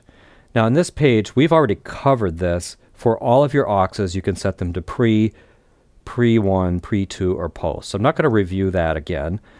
Page down, you can see that this is the effects pre. We haven't talked about this, but all of your effects can be pre, post, post, post. They could be pre or post, basically. Normally you would set these to post so that as you turn your faders down, the effects come down with it. Just like you would do if you're using an external effect. You can also set up all 4 of your effects processors pre or post. Normally these are set to post for standard mixing. Now if we go here, you can set the sampling rate. Right now this board is set to 48. When you're connected to a computer, you can choose 48 or 44.1. The computer does not change this. You have to change it right here, and you have to match the computer. You can also choose on here what comes out the speed of output on the back, which could be the main mix, and all of these other buses you can choose. So that's the main mix. There's a link ID. This currently doesn't do anything. So let's go to page down. This is the sub delays. I showed you this before. We can dial in a delay to use the subs for delayed fill speakers. Have a separate video on that, so we're not going to go over that again. And then here you can lock. Now in order to lock, you can choose if you want to lock faders, lock the master, lock the aux mixes, or scene recall. Typically you'd use these in a fixed install where you've got volunteers running sound. In order to set this up, then you need to use the VSL app to get in here and actually do anything. So you can set these any which way you want, and it isn't going to actually lock it until you hook up the program and enable this feature. Now, if we go to page 9, you'll see the firmware version. This is the current firmware level at the point I recorded this video. This will almost certainly be a higher revision level by the time you ever watch this. So if you want to check your firmware revision level, then just check here on page 9 if you want to update it. So that's a quick overview and explanation, identifying everything in the system menu.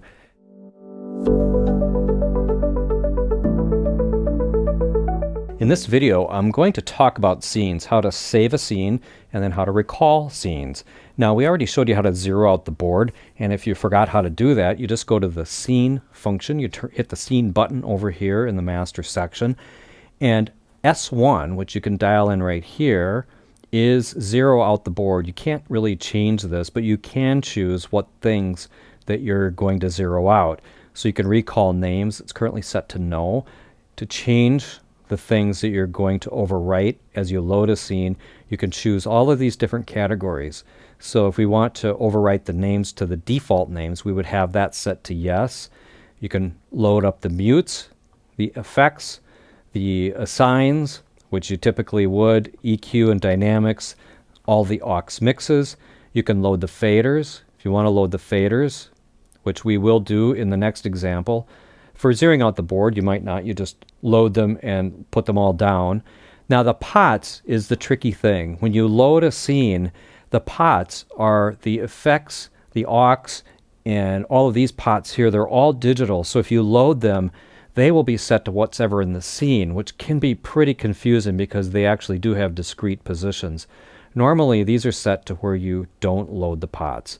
So if you're going to do something really tricky where you're switching back and forth, you could load the pots, but for the most part I would avoid loading the pots because then you'd be confused as to where they actually are unless you noted that separately. The graphic equalizers you can also load and flatten them. We haven't talked about them yet, but sometimes they're used to kind of match up your system to the speaker of the room, in which case you don't want to disturb that. So a lot of the times the graphic equalizer would be set to no. Regardless, when you get this set up the way you want, you go here and you push recall, and that will zero out the board or load whatever scene you're going to load. Now I'm not going to do that right now. I'm going to start off by saving my mix that I have set up right here. So I go to scene, and then I'm going to go up here and choose another memory location. I already have something stored here, so I'm going to store it in an empty location. So I'll make a couple changes here to my mix, which you can see here on the faders, and then I hit store. And then what happens is it comes up and it allows you to increment through, and you can roll through and change the name for the scene. So I'm just going to make this Letta 02. Letta is the artist of this song that we've been listening to over and over. And once you've got the name in the way you'd like it, you just hit store. And that stores the scene. It stores all of the things in the scene. So now if we want to recall a scene, then we're ready to go. We can choose the Letta 1 or Letta 2. These could be different songs. It could be completely different bands.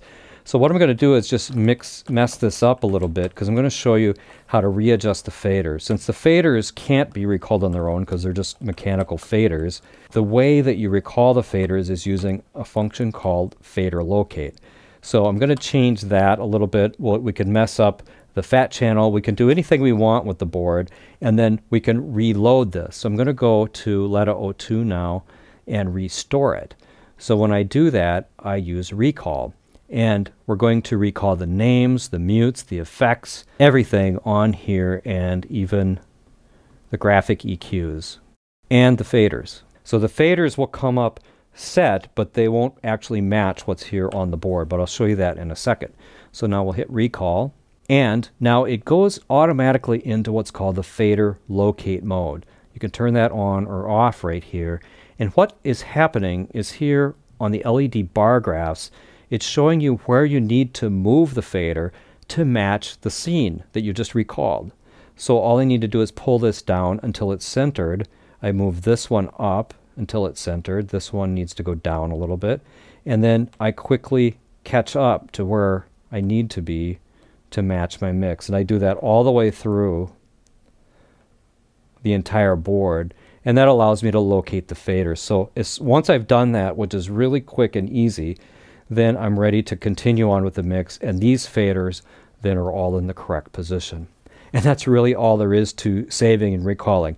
Now, the easier thing when you're on a VSL program using a Mac or PC connected using the networking is that it's far easier to name these, and it's far easier to organize all of the different scenes that you might have as part of your show. Or if you're running sound for different bands and you want to load their scene quickly, it is so much easier if you're using the VSL. But you can do it directly on the board, and that's how it's done.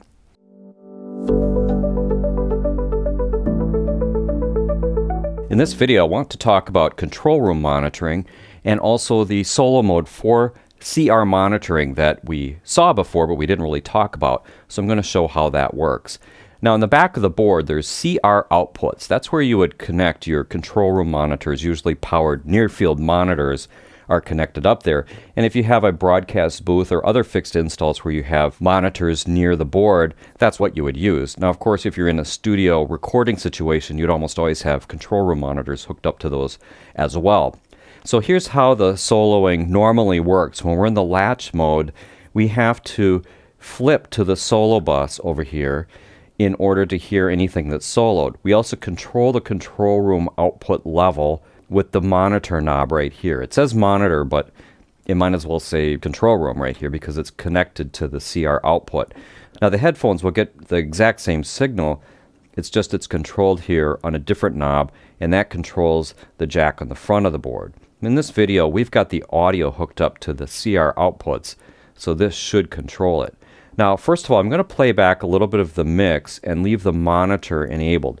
We have to have something routed here. If we have it set up like this with nothing routed to the control room out, then you won't hear any audio at all. If we engage main, then the main mix from the faders will go to the control room outputs. It doesn't go through the main fader, however, so it's independent of the main fader. This actually works like a secondary main fader for your control room. So I'll just play back and show you how those features work.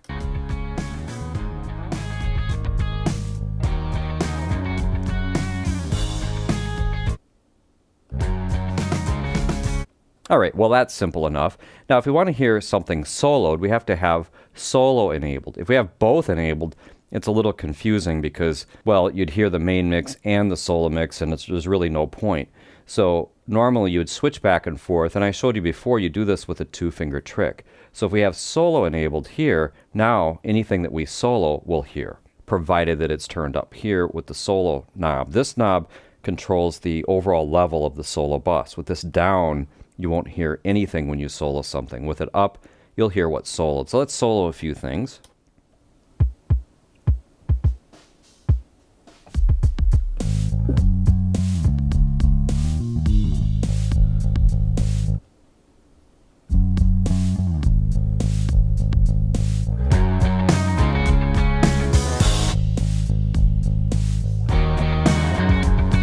All right, so that's kind of how it works. Now that two-finger trick gets old after a while. It works fine, but it would be better if when you soloed something, it would just choose the solo bus and turn the main off. Well, there's a way to do that.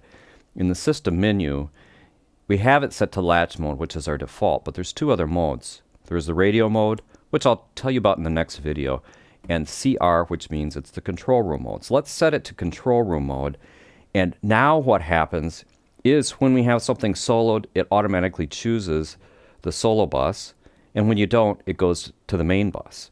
So I'll play back a little bit and just show you. This will automatically switch.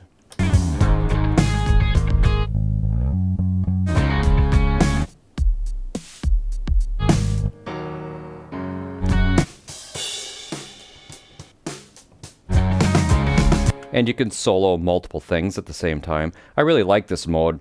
Normally, I actually use the board with this on. Certainly if you're in a studio environment, but even for live sound, it works really well. Now, one thing about this mode that you might find a little surprising is that if you're monitoring through the tape bus, that would be for playing back music, or if you're monitoring through the digital input, if you solo something, watch what happens. We solo it, it goes to the solo bus. But when you turn that solo off, it flips back to the main bus. So it kind of steals your routing. If you have tape on and you solo, here we're going to solo the bass, it goes to solo. When we unsolo, it goes back to main. The real point of the control room mode is to make it flip back and forth automatically between main and solo. So you can temporarily override it, but as soon as you start soloing stuff, that comes back. Now, one other very useful thing you can do is solo the auxiliary buses. So the auxiliary output, like this one right here, is set up for monitors. So I can actually solo that and then listen to what an artist is hearing on stage. If I turn that off, it goes back to the main. I'm not even connected to the output right now of aux 1 for the monitors, but because I can hit solo, I can route it into the solo bus. So I'm going to play back and just show you how that works.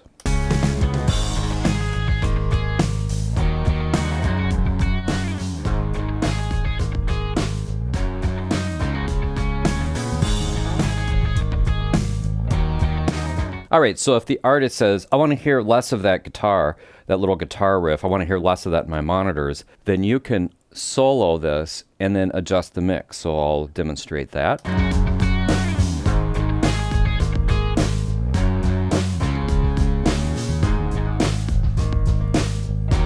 We can take that out entirely if we want, and we could actually hear that we've done it. Now, that's through the control room monitors. You would probably do that with the headphone bus. Now, one other thing I want to show you about solo in general is when you solo a bunch of things, you can solo a wide variety of things on this board. Once you've done it and you want to clear all those solos, you can hold down the tap button, which is the null button, and hit any of them, and it clears all the solos. That's just a little trick to be aware of. It's a tap clear for the solo bus. So that's an explanation of how control room monitoring works, as well as the CR solo mode that's in the system menu.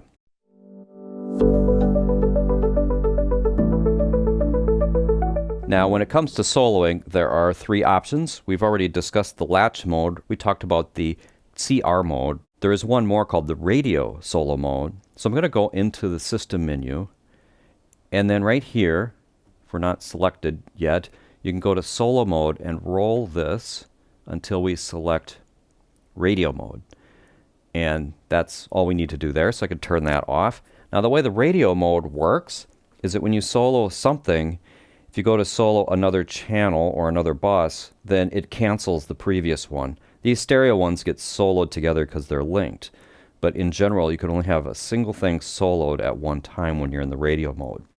It also doesn't automatically switch to the solo bus, so to use this, you'd have to switch to the solo bus and then solo. It also does the same thing if you solo a bus. Up here, like if I solo my monitor bus, you can see it cancels any other solo. So the rule with this is you can only have one thing soloed at a time. I think you kind of understand how that works by now, so I'm going to turn on some music and then just demonstrate that.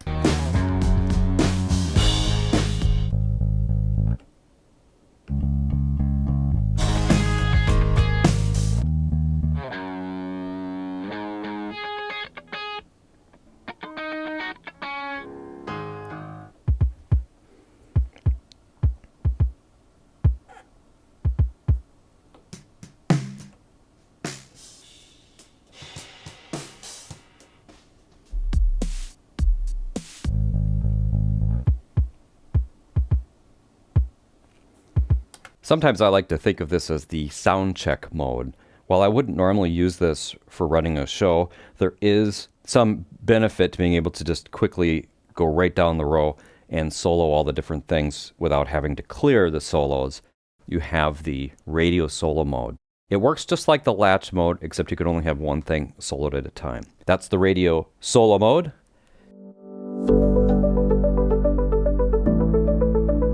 I want to talk about the graphic equalizers. The StudioLive board has a graphic equalizer on the main output, and it also has graphic equalizers for every aux output as well. So you can equalize the speakers you're using for your monitor speakers up on stage, and you can equalize your main speakers as well using cool graphic equalizers. And the way it works is you hit the GEQ button here, and that opens up all the encoders on the fat channel to be used as a graphic equalizer. So I've got a little EQ dialed in here, so I can just set this right here. Now it works in conjunction with the display over here. With the GEQ button lit up, then you can select which graphic equalizer you're working with, along with some other parameters. You can actually dial in the frequency directly here if you want as well.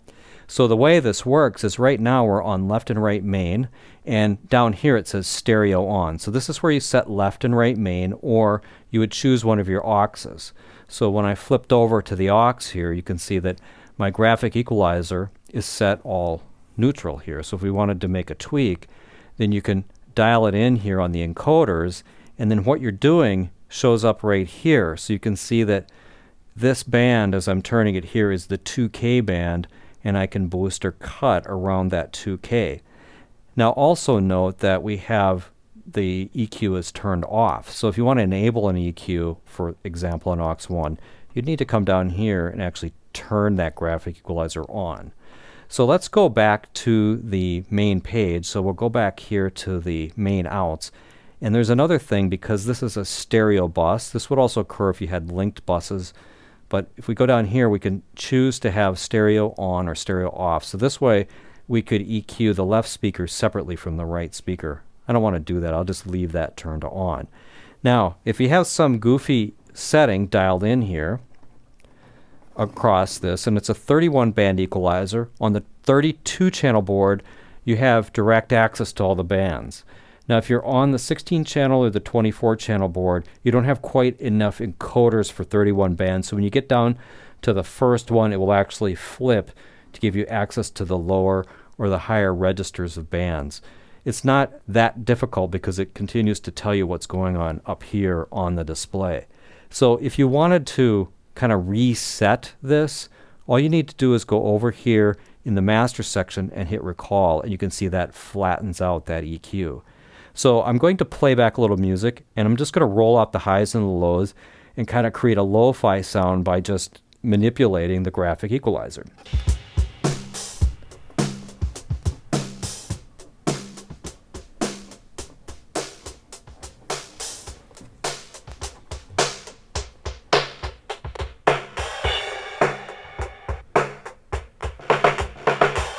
All right, so that's kind of a classic radio sound where we band limit it to between about 300 hertz and 3000 hertz. Kind of sounds like an old telephone sound.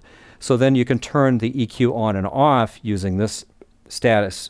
So you could turn the EQ entirely on and off using this parameter right here.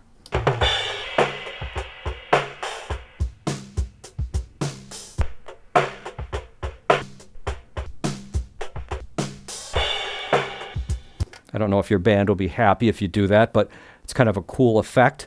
Now, if you want to save an equalizer parameter, then all you need to do is use the Save button. Now, this confused me when I first started using this board. You use the Save button over here on the fat channel.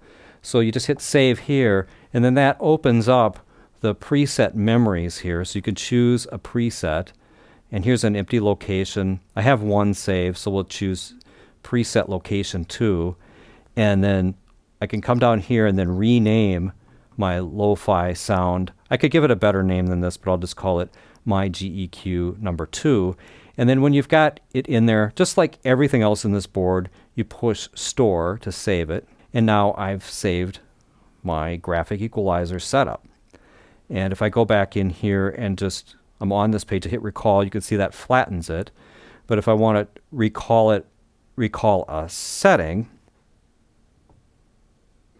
Now, if I want to recall that setting, back over here in the fat channel area with GEQ selected, I hit load, and then you can dial through and select from your saved graphic equalizer setup. So I'll reload this one here.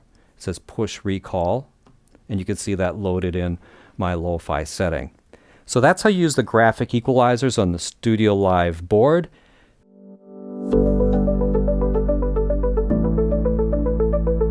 In this video, I'm going to show you how to update the firmware in your StudioLive AI series board. There's quite a few other videos and instructions in the knowledge base on the Presonus site, so you can certainly refer to those. But just to be complete, I thought I'd show you the way that I approach this, and it's really very simple. You will need a blank USB flash drive formatted to FAT. I've already got that done, and so that's this one I've labeled SL Update. So if you open it up, you can see there's nothing on it. I'm going to show you how this goes into the mixer and how you do the work right on the mixer in a minute. But right now we want to copy the files over. Now when you register your board, you get access to your My Presonus account, and in there, whenever firmware updates and other software updates for the system are available, you can download them. I've already downloaded the update files for my 24-channel board, and I unzipped it, and what was in there is this folder. So what we want to do is just copy everything from the folder over to the flash drive. So just grab this. This is my USB flash drive, and drop it here. I'm on a Mac. It works almost identically if you're on a PC. Now from here, I just want to eject it, and then I'm going to pick it up in a minute. We'll eject it right here. Now I could pull the USB flash drive out of my computer, and I'll pick this up in a minute over on the mixer. All right, now I'm back on the mixer, and so this is the process I'm going to use. Now here's the USB flash drive that I use for the software update. I sort of reserve this one. I don't use it for anything else, so I have it labeled SL Update right on it. Now notice on the USB port here where we do the firmware upgrades, right now we've got the Wi-Fi adapter is installed there. So the very first thing I'm going to do is turn the board off on the back and then remove this. And we'll just set this aside for now, and we'll put that back in at the end. But right now, I like to turn the board off, take that out, put the USB flash drive in, turn the board back on. And it takes the board just a few seconds to warm up. Next, we go into the System menu. So I'll hit System, and now I'll page down to the very last page. That page is called About. Page 9, About. It tells you the current firmware version, which you can read right here, and then you push Recall to actually install the firmware. So I'm going to go ahead and do that. And then it gives you a message that basically says it's checking for the update. Not only is it checking for the update, it's actually installing it. Now at the end of this process, we do need to turn the power off and then turn the power back on. So we'll wait here just a few more seconds for it to finish updating the firmware. And it says firmware update complete. So the next thing we need to do is turn the mixer on and back off. It says power cycle the mixer. That means turn it off and then turn it back on. Well, we're going to turn it off, and we're going to take advantage of the fact that it's off to remove the USB flash drive and put the Wi-Fi adapter back in there if you need the Wi-Fi adapter. Turn the board back on. Now it boots up using the new firmware. You can go back into System, page down to the end, and we can see that the version number at the end here has incremented up, and so that means that our firmware update was successful. And that's how you update the firmware on a StudioLive AI board.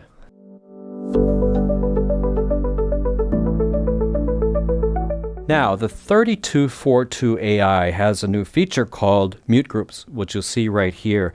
Really, really handy for live performance and can help you organize, especially on the big board, because you've got a lot more channels to work with. And it's great for fixed installs too, because it allows you to do things like mute your effects or mute the entire band, but allow your speaker mic to remain open, or you could mute all your drums when you're doing an acoustic set, things like that.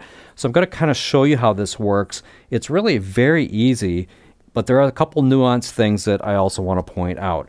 Now let's start right here. These are the preset buttons, all on. I don't know if I would have labeled it that way, but that's basically mute all. It mutes everything that has a mute button. So if we hit that, then it will mute all of our auxes, all of our monitors, basically, all of our effects.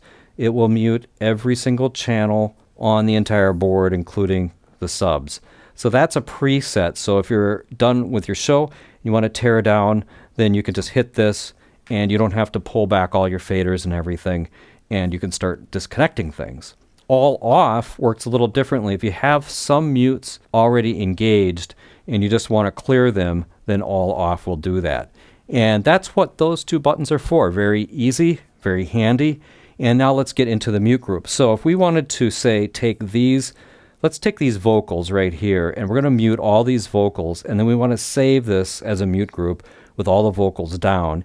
You basically press and hold whichever one of these places you want to store it. So we'll press and hold, and now that's saved in that mute group. So if I turn that off, you'll see that that unmutes, and I turn that on, it brings them all back. Right now I've got drums along here, so I'm going to mute all my drums, and I'll save that right here in the second one. So now I can unmute or mute the drums. Mute or unmute the drums. That blinks, telling me I've got that mute group activated. I can also have both of these going at the same time, and they'll blink, telling me I've got that mute group activated. Now, here's something kind of interesting. If I mute, say, I'm going to mute the toms here, and now I'm going to activate the drum mute group, then you'll see everything looks normal, but if I unmute it, these stay muted because they were muted before the mute group came into effect. So if I want to modify a mute group, now I've got my mute group for the drums, but instead of muting the entire drum set, I want to leave the kick and the snare going. I can update the mute group by just holding this flashing light down. It will blink and come on steady, and then when I let it off, I've updated that mute group. And now that mute group no longer includes the kick and the snare. If I want to add them back into that mute group, I set it up the way I want it, hold it down until it goes steady, and let it off, and that's how that works. Now another situation is if you have a speaker, you have a band, but then you have somebody who's going to be addressing the audience, you can have the speaker's microphone set up where absolutely everything on the board is muted except for that one thing. Store that in a mute group, and then rather than having to do a lot of manipulations when it's time for him to speak, then you can just hit a single button. Another thing that I would commonly use this for, which I'm finding very helpful, is to mute the effects. So you can create a mute group by muting off all the effects up here, or if you have external effects, you could mute them as well, and then create yet another mute group for the effects like that.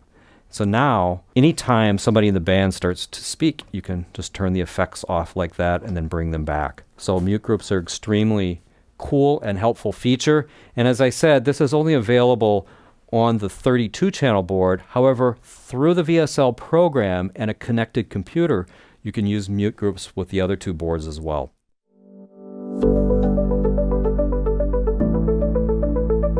Now, the 3242 AI StudioLive board has a feature here called Mix Scenes.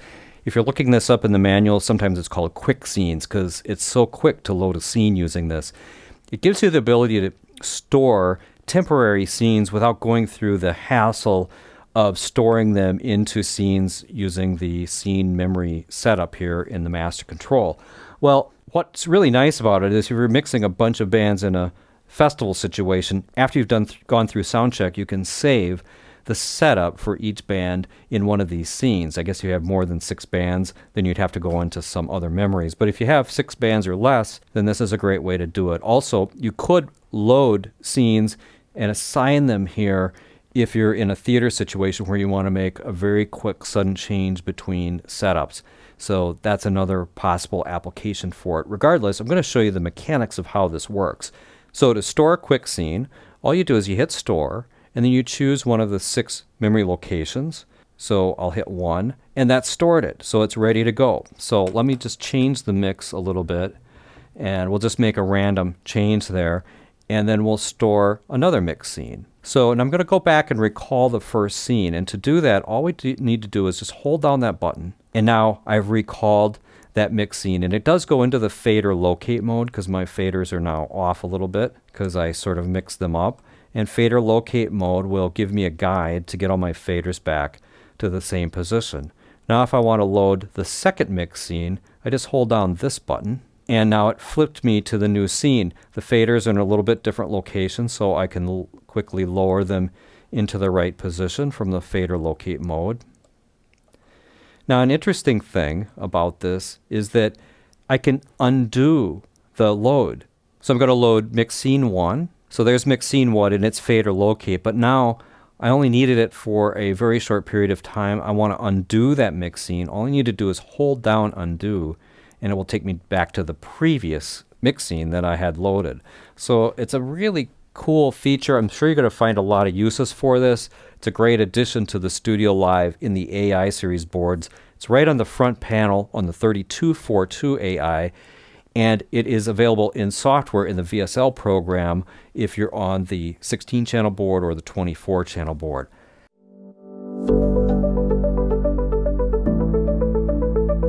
Now this is the final video of the series. It's been really a pleasure to work with all of these boards. It's a fantastic technology, and the thing that you might not understand is how good these boards sound as well. And I also want to thank Letta, who let me use the song Hold Your Hand that you've heard repeatedly and little pieces of it here and there throughout this video, and the band L'Angelou that gave me a board mix to work with that you heard in some of the examples as well. Now, I saved one feature. I didn't save it. I inadvertently didn't mention it before, and that is the clip LEDs, which will really help you at any time that you overload a channel.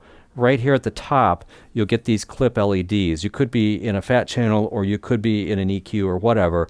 If you overload the channel, then the red clip LEDs will come on. They're actually labeled clip right here at the top. So I'm going to turn our music back on, and we'll just put it up low here.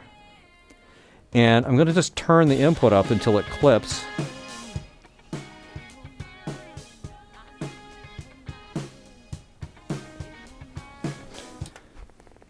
So then those will stay on for a little while. Eventually those will clear. You'll see they stay on for a few seconds. Now what if you had selected a fat channel, or say you're in the graphic EQ and you're playing your tune? They still come on. So since the meters here, the LED bar graph meters have multiple functions, they're not always acting as meters, but the clip LEDs from the meter are always right there. So if you see those come on, you know you've got your gain too hot on the mic line input. And with that, I've covered the last feature that I can think of to cover on this board. Thanks for watching. I hope you'll join me in another video series very soon.